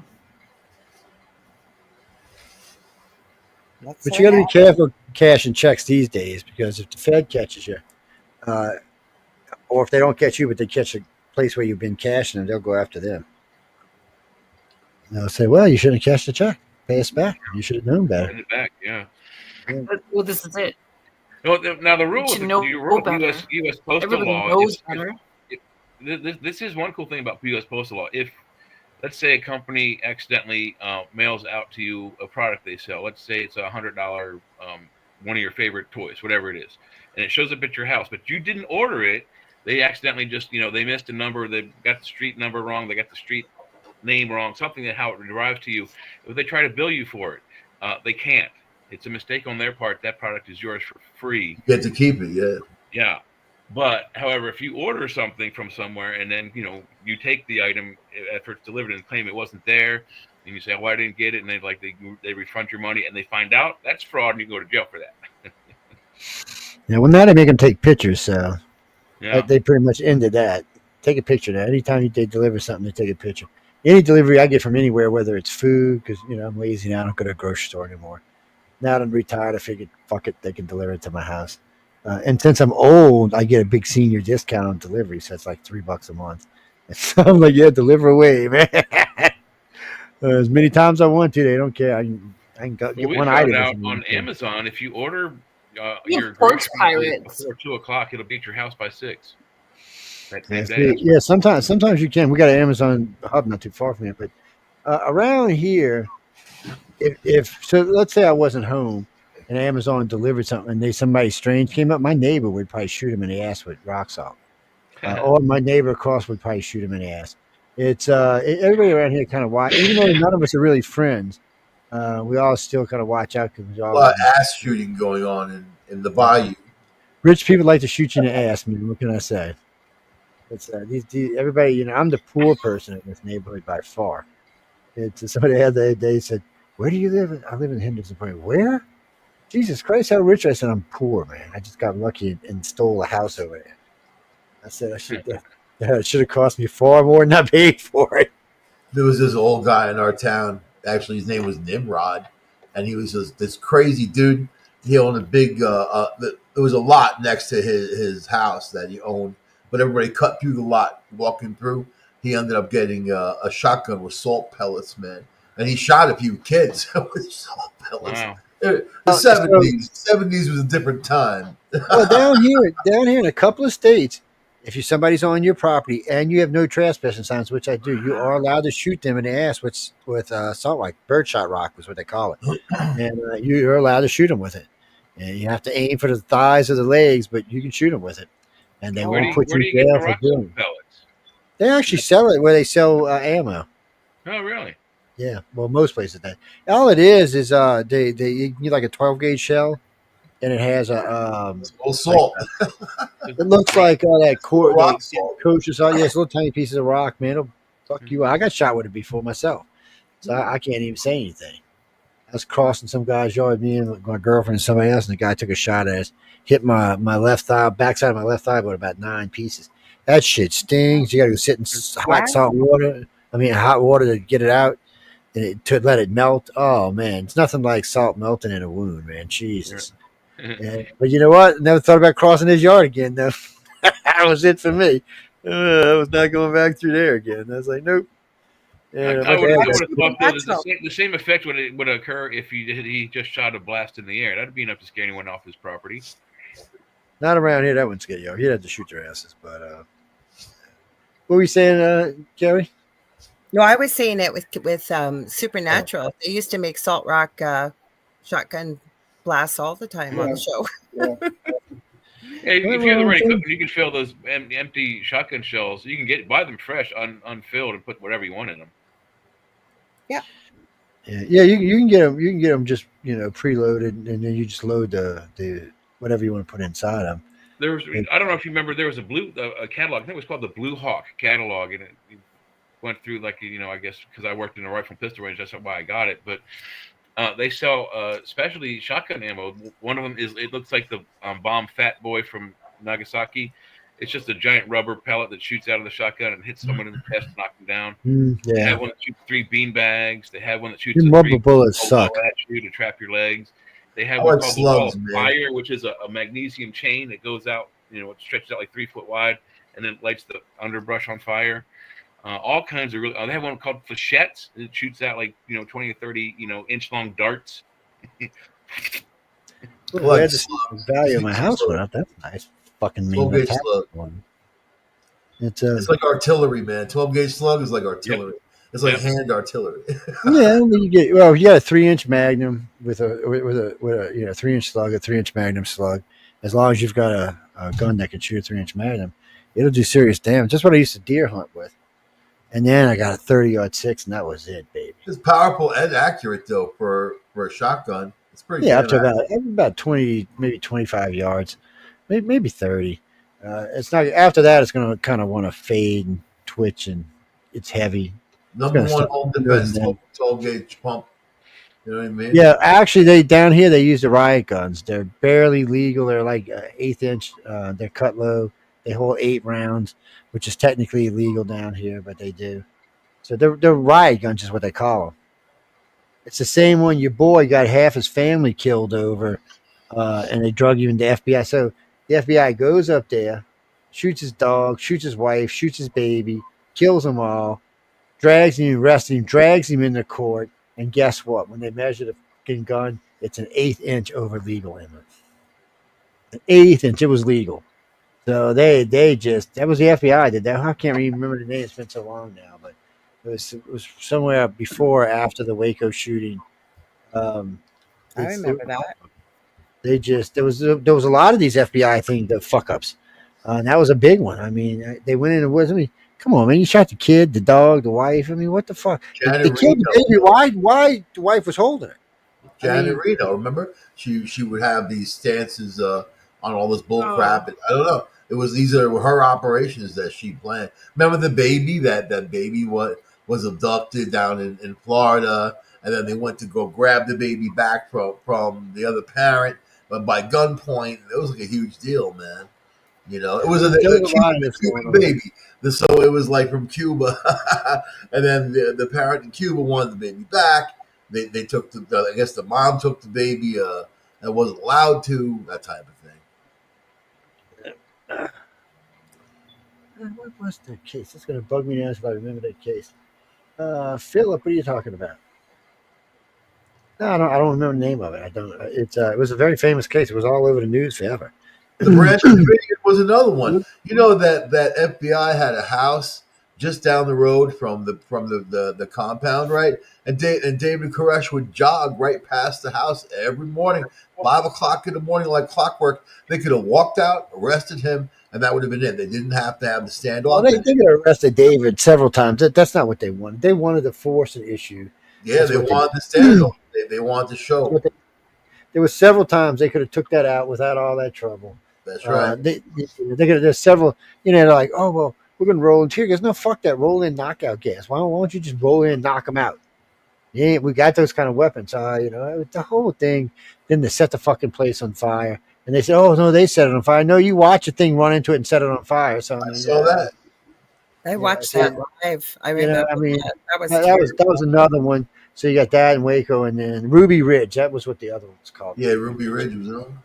That's where he killed the kid, the dog, and the wife. Yeah, and he won. I mean, he won the case. He got money out of the case, but still, he lost. Doesn't matter. The government reminds you all the time what they're capable of. That's what that is. It's a reminder. Exactly what that is. But some people don't care. Some people will go down for it. Well, a sociopath doesn't care. They laugh at something like that because they think it ain't going to be them. They can do what they do. Sometimes it's just what it is. It's not that the government just overstepped their bounds like they did with Ruby Ridge. There was nothing going on there. They just didn't like this guy because they thought he was selling guns the shotguns were too short. But instead of taking a fucking time and going to measure any of the ones he sold, they didn't. They went in and killed everybody. And then when they got to court, the judge had it measured, and guess what? They were legal. So all of that could have been ended way before any of that stopped if somebody would have just pulled out a tape measure. Who was in charge of the FBI, Joe? I don't remember. I'd have to look it up. I don't remember. It was a long time ago. I think it was in 90s. Was it 90s? I think it was Robert Mueller. I think Google Ruby Ridge was in charge for a long time. Hey, Google, when was Ruby Ridge? The Ruby Ridge's start date is August 21st, 1992. 1992. That's it. Wasn't that long ago. It was. There's a lot of people died there for no reason. Waco people died, and then we have what's his name, the crazy bastard. What was the guy's name who pulls up in front of the federal building, gets out of the U-Haul truck, walks away, and blows half the blows half the fucking front of the building off. I mean, Timothy McVeigh. you know, and like, oh, he's going to regret it in jail. No, he was a fucking hero in jail. What are you talking about? And they just stuff like that. You know, that he wouldn't have caught as much hell if there wasn't children in that building. And then everybody wanted to know why there was a nursery when that happened. That was horrifying. Yeah, everybody was asking why. Well, why was there a nursery in the FBI building? You know, that shouldn't have been there. It should have been somewhere else. It's the FBI building. You know, it's an FBI building. It might be dangerous there. You think, especially the FBI and your most precious people in your life, your children, are. I understand it's convenient, but still, that was terrible. I remember that. I think most of us do. That was terrible. Yeah, it was a horrible scene. I mean, he did his point. He was after federal agents. He did that, but then killing the babies, you know, because I don't think it would have been as horrible for him if the babies wouldn't have been there. Mm-hmm. Even though it was a horrible thing, I just don't think people would have came down on Hardeman. And even then, a lot of people were like, "Fuck it," you know. The FBI was sticking their nose where it don't belong. Mm-hmm. And I can't remember what he was over, moonshine or something. Some of these things that the FBI caused problems over seem to be just stupid things. Yeah, very minor, but it explodes. It turns into a mountain. You know? But the babies didn't deserve that, right? And they were innocent victims. Of course they did. But it made a statement, didn't it? The whole world heard it and saw it when it happened. Like they went live pretty quick after. And then it showed crazy people that you can make a bomb that blows up half a building out of fertilizer. Yeah. I mean, you can get that nobody fertilizer at any store. It sells, garden products. Everything using it, you can buy over the counter. You don't even have to have a permit to get it. I had a friend who went off grid with his house, right? Disconnected his power lines and all that. And then they came out and told him that it was illegal for him to do that. And then the county went after him. Then the state went after him. They arrested him, man. They came to his house and took him out in cuffs, and now he's battling this out that he can't be off grid, that you're not allowed to be off grid. So think about, we live at the end of the barrel of a gun, right? I mean, well, in the South, you can be off. Okay, the way it actually works here is you can be off the grid as long as you supply your own power and water. You can't live below a certain standard that's considered below poverty standard. So they can enforce you that if you have to have a generator or some other way like a water wheel or something that's producing power and water. But down here, that wasn't a big deal because, in the South, a lot of that was going on. You can still ride down the bayou and see water wheels all up and down the bayous all over the place, windmills all over the place, so they can produce their own power. There's places in Florida. We can use water, wind, and sun. It's easy to produce electricity here. There's places in Florida. There's BLM land too. I mean, but there's places in Florida you could buy in cheap and have your RV there and be off the grid. That type of thing. Yeah, there's lots of places you can go in the South, but they will expect you to keep power and water. If not, it's considered not vagrant. I forgot what they call it, but they can take your shit if it's not hooked you up. have the right RV and you know what you're doing. I think that's pretty easy to do. Most of the decent RVs come with it. Produce enough electricity. It's usually a little bit less than what the average household uses per day, but it can produce enough to run a normal household. So, like where I'm living right now, I could put 3 water wheels and 2 windmills here, and I could be selling electricity to my neighbors. The bayou, just the tidal action, not even the river action, just the tidal action, is enough with 3 water wheels. It would make way more. We actually looked at, and then if I really wanted to, I got a whole acre. I just put solar panels on. I could actually produce a nice amount of energy right here. But my electricity bill last month was $160. So I'm not going to bitch. It's now this summer it'll get up. Now I'm not using my main unit. Once the big AC kicks in, they'll jump up to 500. And I'll still have to run some of the smaller units. And when we get dead heat, because of my 12-foot ceilings. Whoever built this house, rebuilt this house after the storm. Yeah, question. They put these big, huge vents in, right? So the AC, lots of AC, but they put them 10 feet up in the air, 11 feet up in the air, actually. Yeah, 11 feet up in the air. But they have to pass through all the hot air before it even gets to the ground. You know, it's Kurt stupid. has a question. Yeah, I think we Does clicked it every at the same time, Sean. Go ahead, sorry. what's that? I think we clicked it at the same time. So I Yeah, said, well, yeah, there is a way. does every country does every country have a social security number? And is there a way possible to be born and a citizen without one? I feel that's how they always track you from day one. Well, yeah, you can be without a social security number.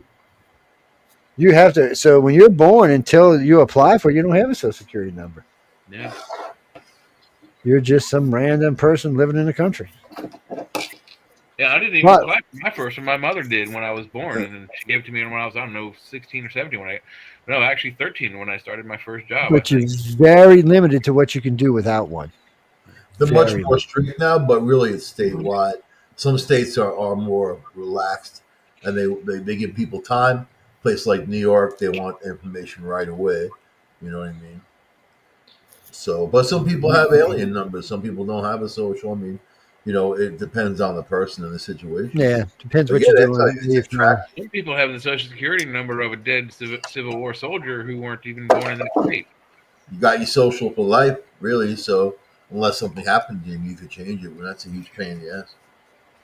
I've helped people do it at identity theft, and Yeah, they can do identity theft, or if you're a witness or something, you can get it changed. But it is a identity big theft thing. is horrible, man. I've helped people try to get through it, and it is just once they're in, and you got to change your whole life around, really.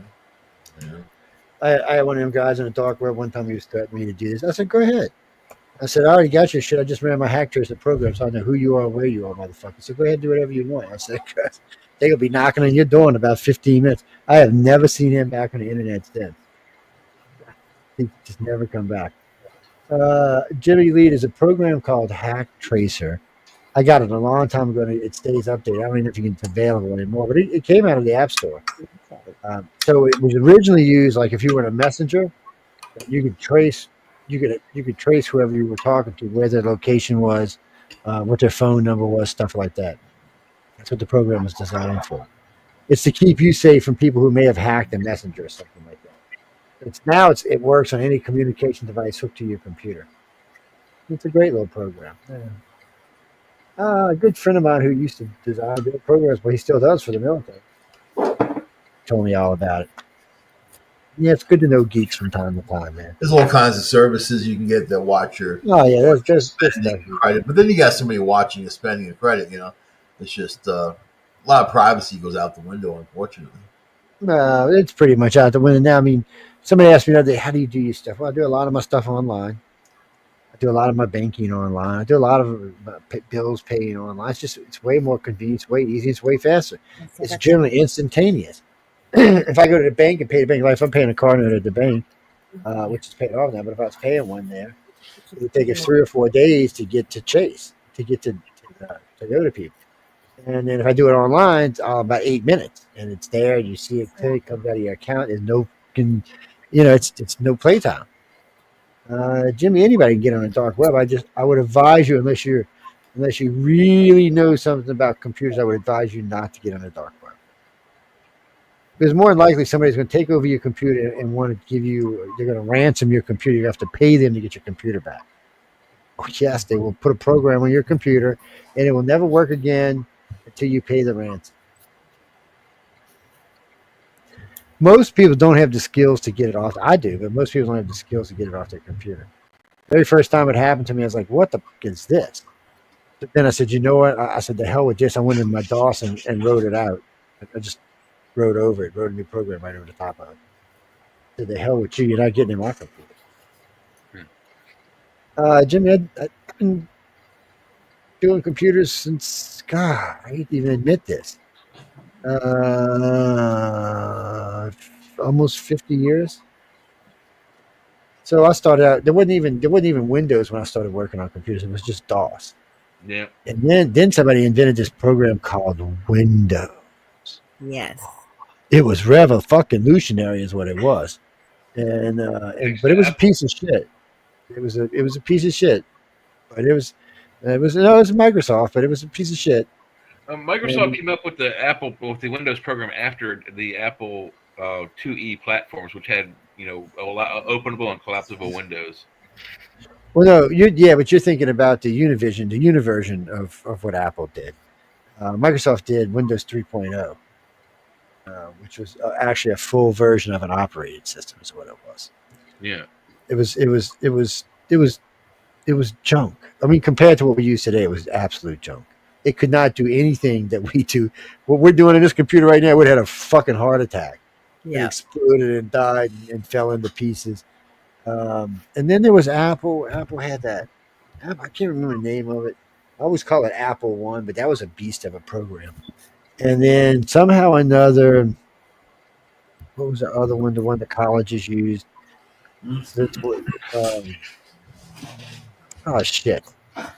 Now, there's actually two versions of it too. There's one that will work on a Mac computer, and there's one that'll work on Windows computer. There was AOL that opened the door to those chat rooms and all that. Remember that? Yahoo too in the early days. But I mean, we used the dial-up. People, a lot of kids, a lot of people would have no concept of what dial-up Yeah, was. you had to actually physically take your phone and plug it into a special device to get in. Yeah, I remember that. Yeah, you had to later on plug they started into that. putting. Thank God they started putting in It like was the phone just a modem. It was just different kind of modem. That's all. Yeah. You go, it was a And modem. ICQ. Do you guys remember that one too? Yeah. That got Yes, really live. ICQ chat. Yes, It was a good one. Napster. ICQ was a big chat group. Was Yeah, awesome. Napster, LimeWire, all that. stuff. AOL and ICQ got left behind because of things like Pal Talk. They came up with video chat. They came up with room controls, so you could control your room, control who came in, control who was talking. MySpace was a big one. I had one. I can't even open it. It's still there, but I don't even remember the password. And there's still a few of them out there. I mean, AOL's still around. I don't know anybody personally who uses it, but I mean, it's still around. I remember. Meta owns most of the stuff now, right? I mean, Yeah, you know, it's weird. Until just about 4 or 5 years ago, all computers came with a built-in 5K V96 modem built in. And whatever happened to Jeeves? Anybody remember him? Jeeves is still out there. You can do That's Jeeves. Jeeves, yeah. What happened to that guy? I was on MySpace and I had a friend here in Canada and he messaged me. He goes, I'm not going to be on here anymore. There's this new platform that came out. And I go, what? And he goes, it's Facebook. So he sent me a link. And you even look at Facebook back in the day, it was just one little page that would come up like a newsletter almost in the beginning compared to what it is now. Yeah, I still have a MySpace account. It's got about 70,000 people on it. Do. Well, not that many people I don't have. And I always say it wrong. Before Gmail, wasn't it? It's either GeoCities or Geocities, depending on how you say it, right? You guys remember that with Jeeves too, with AOL? Like there was all that stuff. Well, I didn't know. I didn't know all that. That's good to know. But I was wondering, you said that Jeeves and Google. I mean, they kind of start with a G sound. Yeah, I don't know if I know what the password is for this anymore. I can't remember mine either, Joe. And I had it all pimped out and all this stuff. I used to think it was so cool. Now, if anybody looked at it, I don't even know if it was on the iCloud email. It might have been on a different email. It's a long time ago. Yeah, it's a long time ago, man. I used it though until about 5 years ago. We were still using it for something. It turned into a music, is what it really did. It turned into a music site. Oh, Kurt just said, what happened to MySpace Tom? Actually, I heard an update about him not too long ago. I wasn't looking for it. He's still around. But I I remember want to know where my boy from friend TMX is. over MySpace. I want to know where the TMX guy is, the guy who made all them movies and put them online. Somehow that some bitch got into every premiere there ever was and recorded it. He looked like he was recording it out of the booth. He got everything, man. I mean, anything you wanted was up there. It was on, what was that sharing program called? Oh, what was it called? Come on, guys. I know y'all know what I'm talking about. It's a big-ass sharing program. Peer-to-peer is what it was. I can't remember. What was Sharing your program? Napster? Yeah, Napster. That was it. Well, yeah, Napster. It One, was like shared music, but nothing else. Shared everything. Anything you wanted was on there. It was mostly music and audio files. I don't think they had video. There was a couple that had No, video there was TMX. No, TMX had a whole video.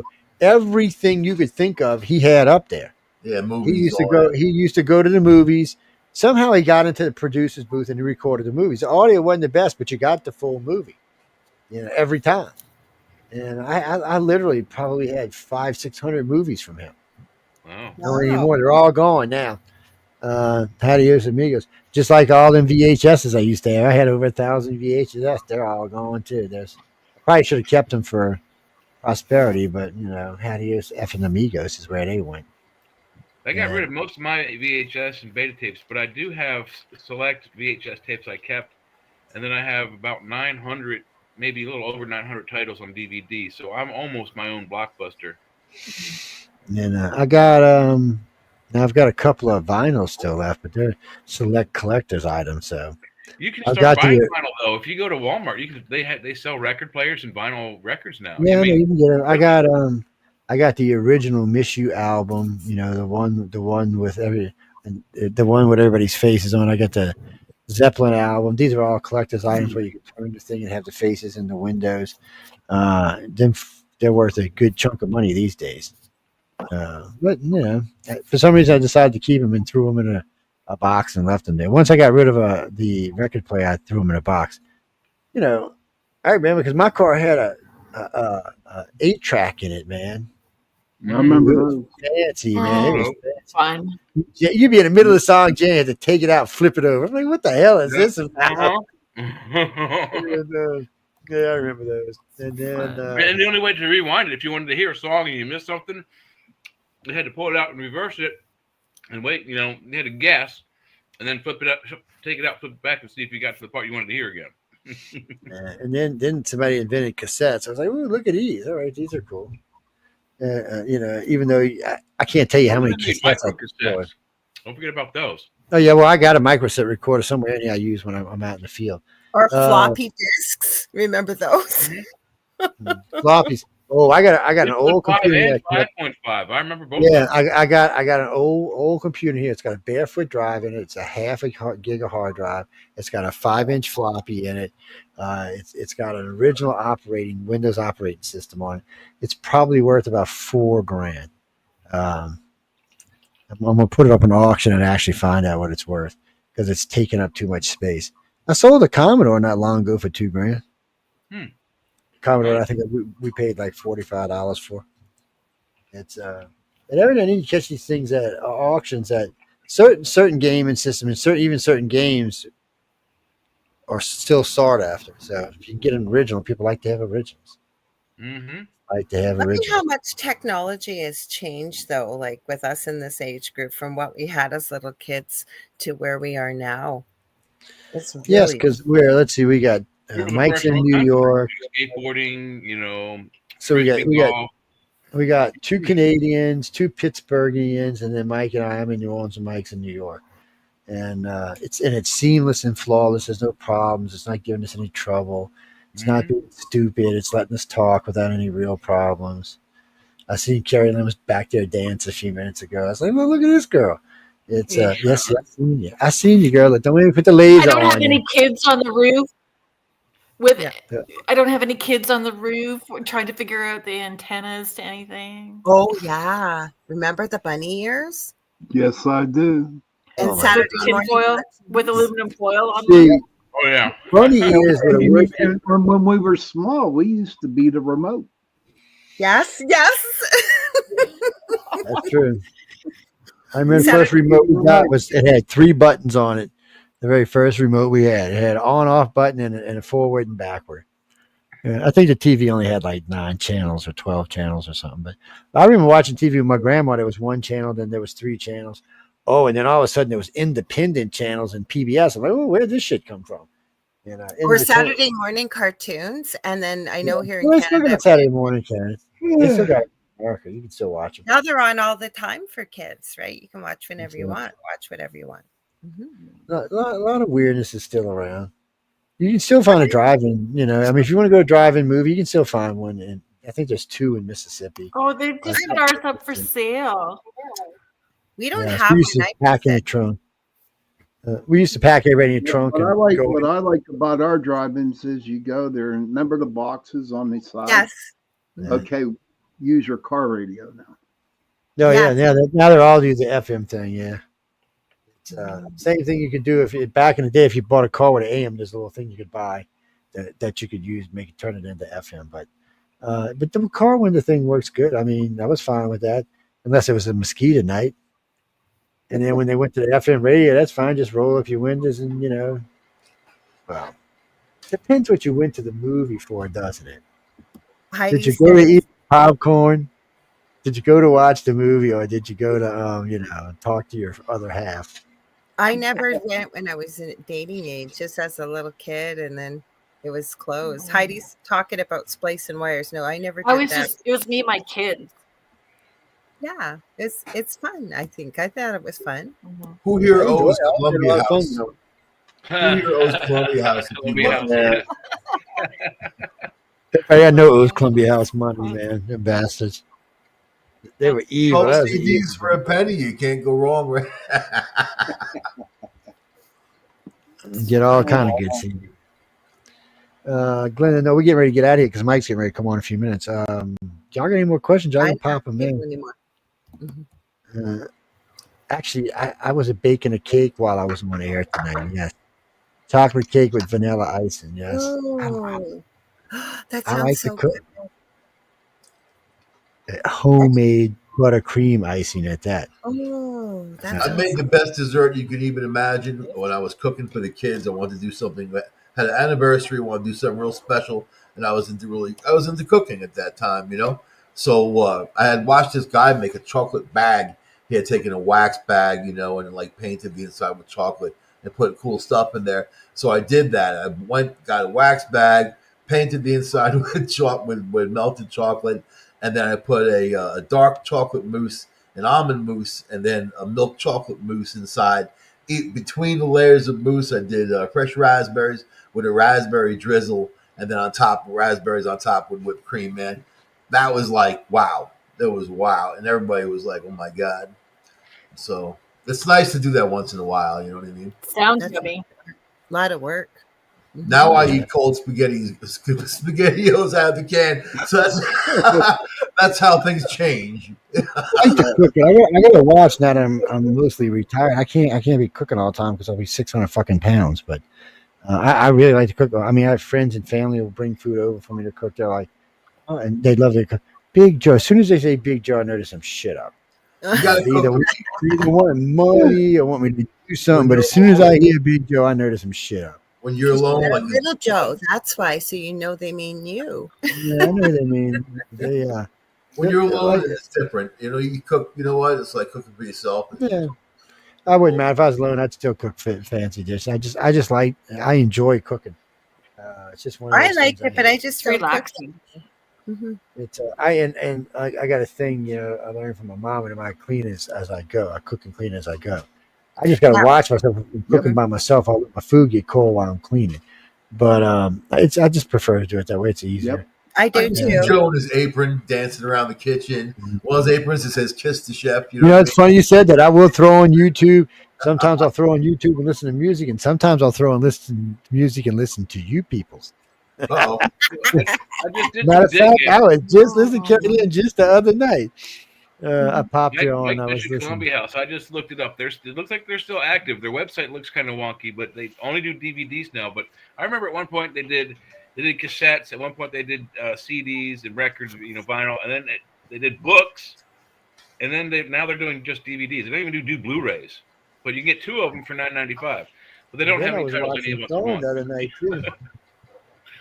I can only watch Jay when he's with me. So, I guess I can watch him. Oh, I know. Matter of fact, I was watching Jay early in the night on the Church of Hell. The Church of Mavis. Same difference. Church of Hell, Church of Mavis. It's what about President Trump? Look, his poll numbers are good. I'm not going to hate on the guy. Hopefully, he looks like he's turning around the country. More and more Democrats are turning on his side. Even Stevens Jeffrey came out and said, look, you got to give the guy credit. He's doing what he said he's going to do. So we're just going to see where it goes. And as far as the Canadians, they're becoming communists. I don't know what to do with them. Yes, we might not even be able to, y'all know in less than a year, we might not even be able to talk to Laura Lee and Carrie Lynn.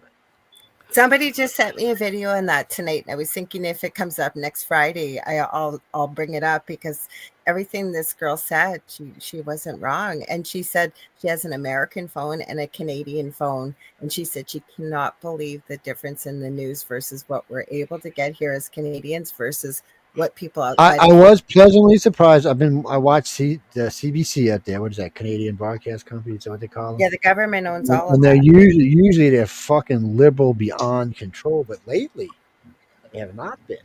They've actually been taking Carney to task, which is surprising because usually they're all but kissing somebody's ass.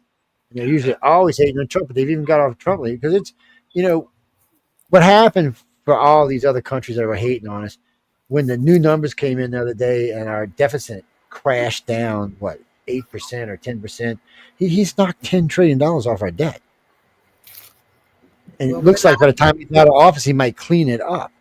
We're last in the G7. It just came through, yet you don't find that out in Canada. This girl, it was a pretty good video. It was almost 5 minutes long, and she backed it up with facts. And like I said, it was interesting. She has an American phone, probably with a SIM card or whatever to access it, versus the Canadian phone. And she said, So it's funny. When I'm watching Canadian news, I do hear a lot about it in the American stuff and some stuff that's not readily available here. But when I'm listening to American news, I'm hearing a lot of Canadians. So see, the way my TV's set up because of the news shows is there's 10, let me see, there's ABC, NBC, CBS, NBC, CNN, Fox, and One American News, Max News, CBC, Euro News, Sky News, and somebody else. There's about 11 or 12 of them I have on there.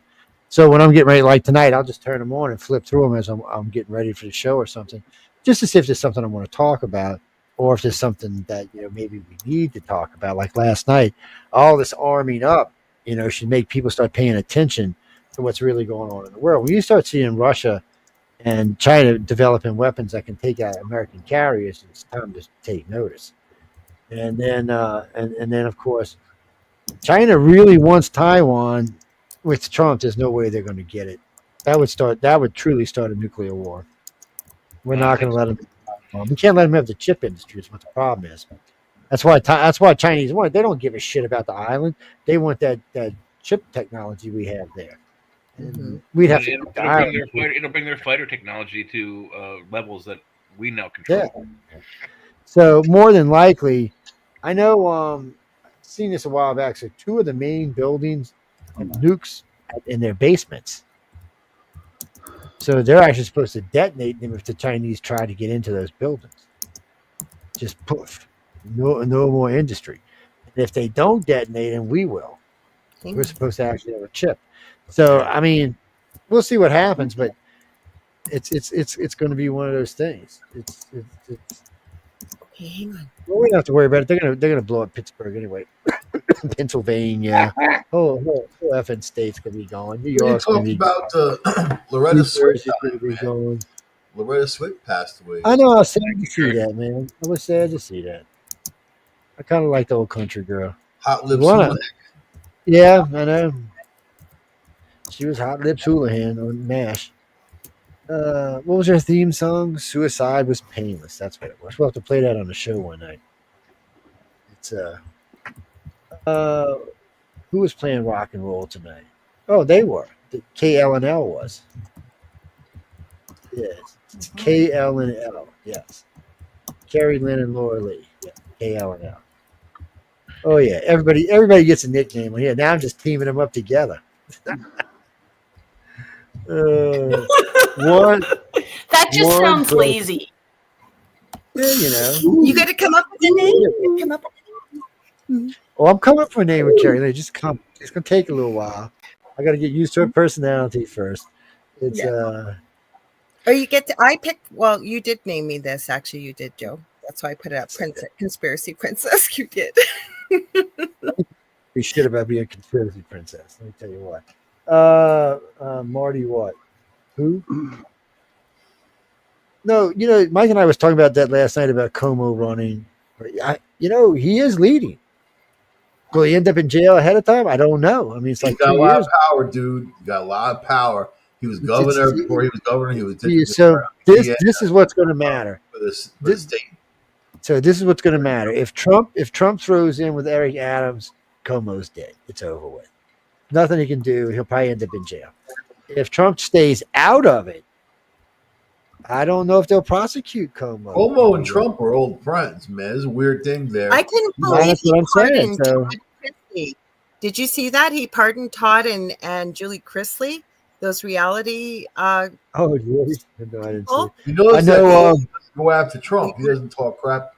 He doesn't say anything about Trump, does he? The only he defended him about Trump being, all that stuff with Letitia Jones and all that.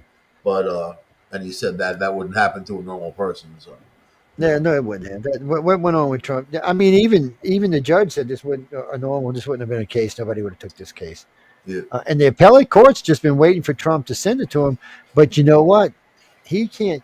This tells you how fucked up the liberals actually are. So this could all be over with. And off of Trump's, it could be off of Trump. He would be found innocent and removed. But since they didn't sentence him, it can't go to another court until he's been sentenced. And this judge refuses to sentence him. So as long as he refuses to do that to a sitting president, I mean, I don't. He wasn't sitting president when he got prosecuted. Yeah, so but I guess he is now, though. Well, you can't put him in jail or nothing because it's a federal thing, and that's another thing. This is where they really fucked up. So if they could have got it, because this was all civil in the beginning. If they could have got it like that, they might have got Trump in jail because it would have been state. But no, it's federal now. You can't put us in federal prison now. It don't work like that. So he could pardon himself, couldn't he? Yeah, he could actually. Pardon me. Do you have any grateful pardon? But so I was reading more about this thing. Boy, they're putting pressure on him trying to get him to pardon Diddy. I'm like, he didn't even found guilty yet. Wait till they find him guilty, then you have to worry about pardon. I don't think Trump's going to do it though. He doesn't look like he. I guess you know what? It depends on what Diddy gets found guilty for. Well, all the people who went after him are criminals, and then now they're all being brought out as criminals because they got criminal behavior. All you got to do is look in their backyard, and you find out what's going on. Oh yeah, I mean, the whole bunch of them are corrupt and guilty. I mean, they all are. What's that? Gene, I want to see that myself. I want to see the Tootsie Roll. I don't. No, because what's your name said was, she did this. She said she put up her thumb and she said it's about a Tootsie Roll about this size. Poor Diddy, man. Come on. There's that insecurity right there, man. See that? Yeah, he didn't make a good deal with his demon, apparently. What I want to know is why he pardoned Todd and Julie Chrisley. They stole over $30 million, and were convicted, and he pardoned them. Like, why would you? Because he probably made some deal to get money out of him. Mm-hmm. He pardoned somebody the other day that stole, I think it was $40 million. And he told him because, he said, look, I'm going to pardon you, but the money was in a Swedish account. And he told them, you're going to have to give at least half back. And they did. They paid half of it back. It was $26 million. So, I mean, hell, it's worth being free. Who wants to be $50 million in an account that you're locked up in jail you can't fucking use? So, yeah, I think it's worth giving up to half. We'll see what he does. I mean, you never know with Trump. He's always got some angle when he's doing something. He doesn't look at anything straightforward. You just, he wants to see what the angle is going to be. Mm-hmm. And so, all this right, is what I think. Man, it's like get out of here, man. Get some sleep, baby. I got to go. Bye, Sean. Mike, have a good one. Everybody. Be good, baby. Sean, have a good show. Watch out for human beings. They're dangerous. Have a good show tomorrow. Yep. Thank you. Watch out. Happy Sunday. Good night. Watch out. It's Look out.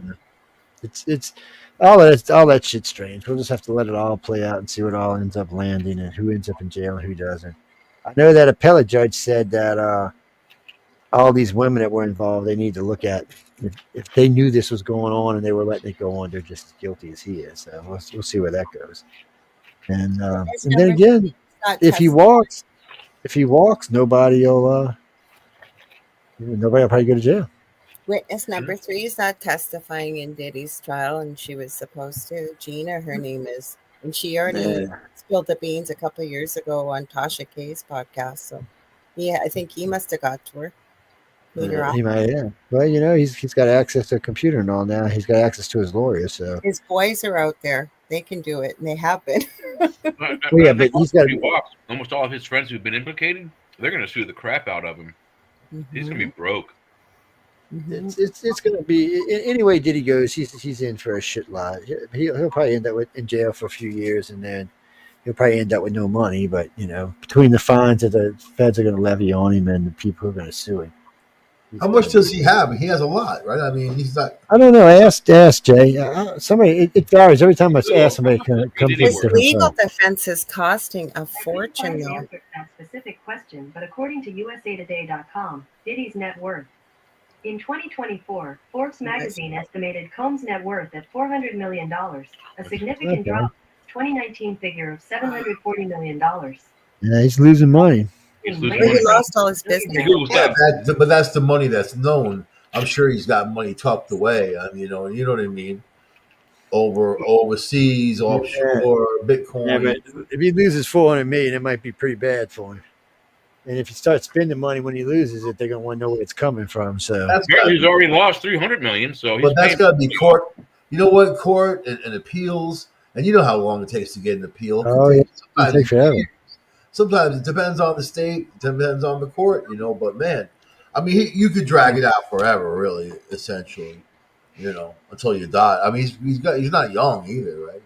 No, I he's didn't not. watch. Yeah, exactly. Because they got R. Kelly, and they never thought that he. But R. Kelly was with young girls, 12, 13, bragging about it. He was on video talking about it. With the P. Diddy, I haven't seen that. I haven't seen that evidence yet. That hasn't come yet. Now, two of them said they were giving him drugs. That could bite him in the ass. But even that's not. But you need evidence. It can't just be hearsay by people who are suing you. It's got to be real evidence, man. So Well, Kid Cudi, though, with his car, with the arson, and then there's a lot of his assistants. That prosecutor let those people go on and on saying that Yeah. he puts applesauce on cheeseburgers and all these things. It's Yeah, stupid but stuff. I mean, like that's not even proper got. for a trial like this. And that, if that's all you got, and you're letting them go. Oh no! Let's not forget they got racketeering, and they got 5 pounds of cocaine. That's plenty enough to put you away for 20 years. 25 years, actually. Cross I don't know. And since he had all the stuff in the little baggies, they got him for intent. So they get him for the actual holding of it and intent to distribute. I told you about Buju Banton. They found those guys with a couple kilos in Florida at the beginning of their tour. And they alleged that they were going to sell it on the road. No, the cocaine was for the band. That was so they don't have to go looking for coke in every city that they're in. You know what I mean? It's not like there's a store you can go to. Maybe that's even worse, man. You're taking it across state lines. That's But you know what? Nobody went to jail. They ended up doing some PSAs and whatever. And you remember Bon Jovi, man, and their tour manager, Doc McGee, right? Doc McGee was caught smuggling 40 tons of marijuana into the U.S.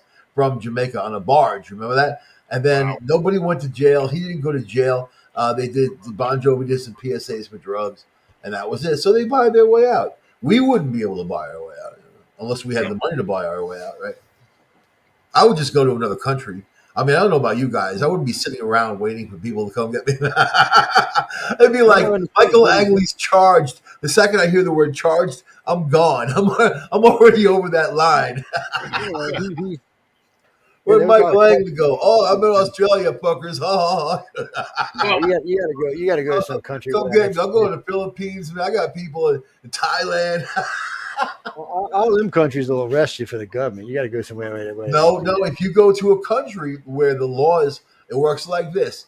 If you broke the law here, let's say you murdered somebody. Murder is also illegal in most countries, so then you really can't get refuge in a lot of places unless it's a country like Iran or something like that, which they could care less. If you it's a financial law or if it's a sex crime or something, you can go to other countries that tolerate that. And then they will not arrest you, and they will not let someone come in and arrest you either. I would bet you if you're high profile and Trump calls your president and says, I want this motherfucker arrested, he'd be in handcuffs and on a plane in less than 2 hours. But if you know the system, you could disappear. I mean, I have friends who bike across all kinds of these countries, man. They can just disappear. But there are countries without extradition. You don't even have to do that. There's several countries without extradition. If they want you that bad. And it cost to go after somebody? I mean, really? And dollars and cents, man. Sometimes you remember. Sometimes it's not about the money; it's about the principle. Especially if you get one of them DAs who's just got a hard on, they'll just go after you just to go until somebody cuts their funds off. They'll keep going after you. You just get people like this. Like I was arrested from my show in Ithaca, New York. The DA said he found me to be personally lewd, crude, obnoxious, and obscene. That's None of those things are illegal. That's what you said. You should have looked at and said, "Well, I'm with a obscenity in the third degree." You know, I won the case, but he did it. You're a cable, man. Yeah, they'll arrest you. He did it. You know what? People were against him doing it, but you know, and then that guy. Now there was a lot of crap involved. He's dead now anyway. There was a lot of crap involved with that dude. But I gotta get me a long earplug. Anybody listening tonight, you want to buy me a new Yeti? People abuse their power for their own personal views. When he said, I find him to be personally lewd, crude, obnoxious, and obscene, that's not under the eyes of the law. That's under the person. Oh, yeah, he blew it when he said that. He already blew their it. personality. That's like letting your religion come into play when it comes to law. That's like letting your own values, whatever you think your values are. You know, I was condemning violence on the show. The guy didn't like what the hell I had to say. So I hear you New Yorkers like Sharia law anyway, so. Sharia? Yeah, Sharia law. I once knew a girl named Sharia. Well, there's two cities up there they've been fighting about because the Muslims took over, and they've been fighting. They're trying to build a Chinese city just north of Westchester. They've got the land, the whole bit. They want skyscrapers, Chinese people only, and it's a big deal. But then you get lawmakers. Oh, that's illegal. So they can do that. They can try that all they want. That ain't gonna happen. No. They're building it. They're doing it. Oh, they can build it all they want, but they can't keep. You can't keep everybody out. That won't work. They can do whatever they want to do if they own it. No, that's discrimination. It's a private you city. can't.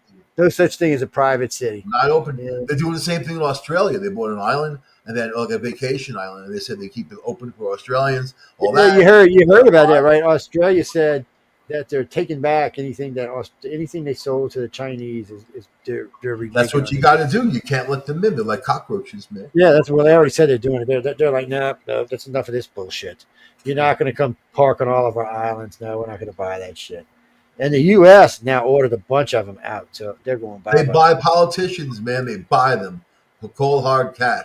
They buy them. You know, of course they do. Most especially of them are when it liberal. comes to Democrats. I'm going to say there's a lot of crooked Democrats out there. I know there are Republicans too, but there are more crooked Democrats. Yeah.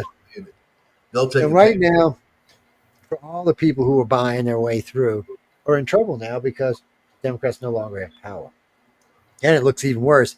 Going through the polls and some of the other stuff, in the sheer amount of people who have left the Democrat Party and going to the Republican Party, and then you've got this new big movement with young blacks and young whites and young Hispanics joining the Republican Party in vast numbers. It looks like 2026 is just doomsday for them. And if that's doomsday, 2028 is over with. It would be nice to see the country secure for 16 years because then they need at least 12 years to get all this stuff they want to get done. And then our country is really, truly saved. The debt's paid off. We got a lot more money to spend. It's way cheaper on Americans when the debt's paid off because everything goes down. We'll have prices so cheap everybody on the planet will want it. As it is, people are trying to move here now because we're the cheapest place to live on the planet.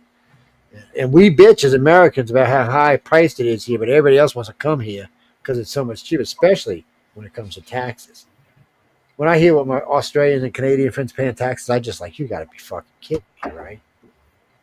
I mean, that's insane. Even though we pay more than. Night. Get out of here. I'm You go to bed. I'll touch base with you tomorrow. In about 5 minutes, I'm going to eat it. I'm going to eat something. I don't know what it is. Something cake. That's what I was going to eat. Good night. Yay, have a good night's sleep. Capital Cake, man. That doesn't work. I was looking for a name. Anyway, Glenda and all you bad witches out there, we're getting ready to get out of here. So, yeah, no, I love when y'all do the witch room. It's funny as hell. No, we got Pal Talk still. You know what? I may start incorporating it on this show just to have it around because there's a lot of people that always want to send us questions. Yeah, I can put it on the side of here, but we got to go. It's past my bedtime. I'm going to turn into a pumpkin or some shit or something worse than that. So I got to get out of here. I want to thank everyone for tuning in to United Public Radio, UFO Paranormal Radio, and of course, the chat. Any moans, groans, bitches, or complaints, please write to Michelle DeRoche, courtesy of Laura Lee. On that note, good night, and I will see y'all Wednesday. Good night. Michael, see Bye, you. everyone. So you guys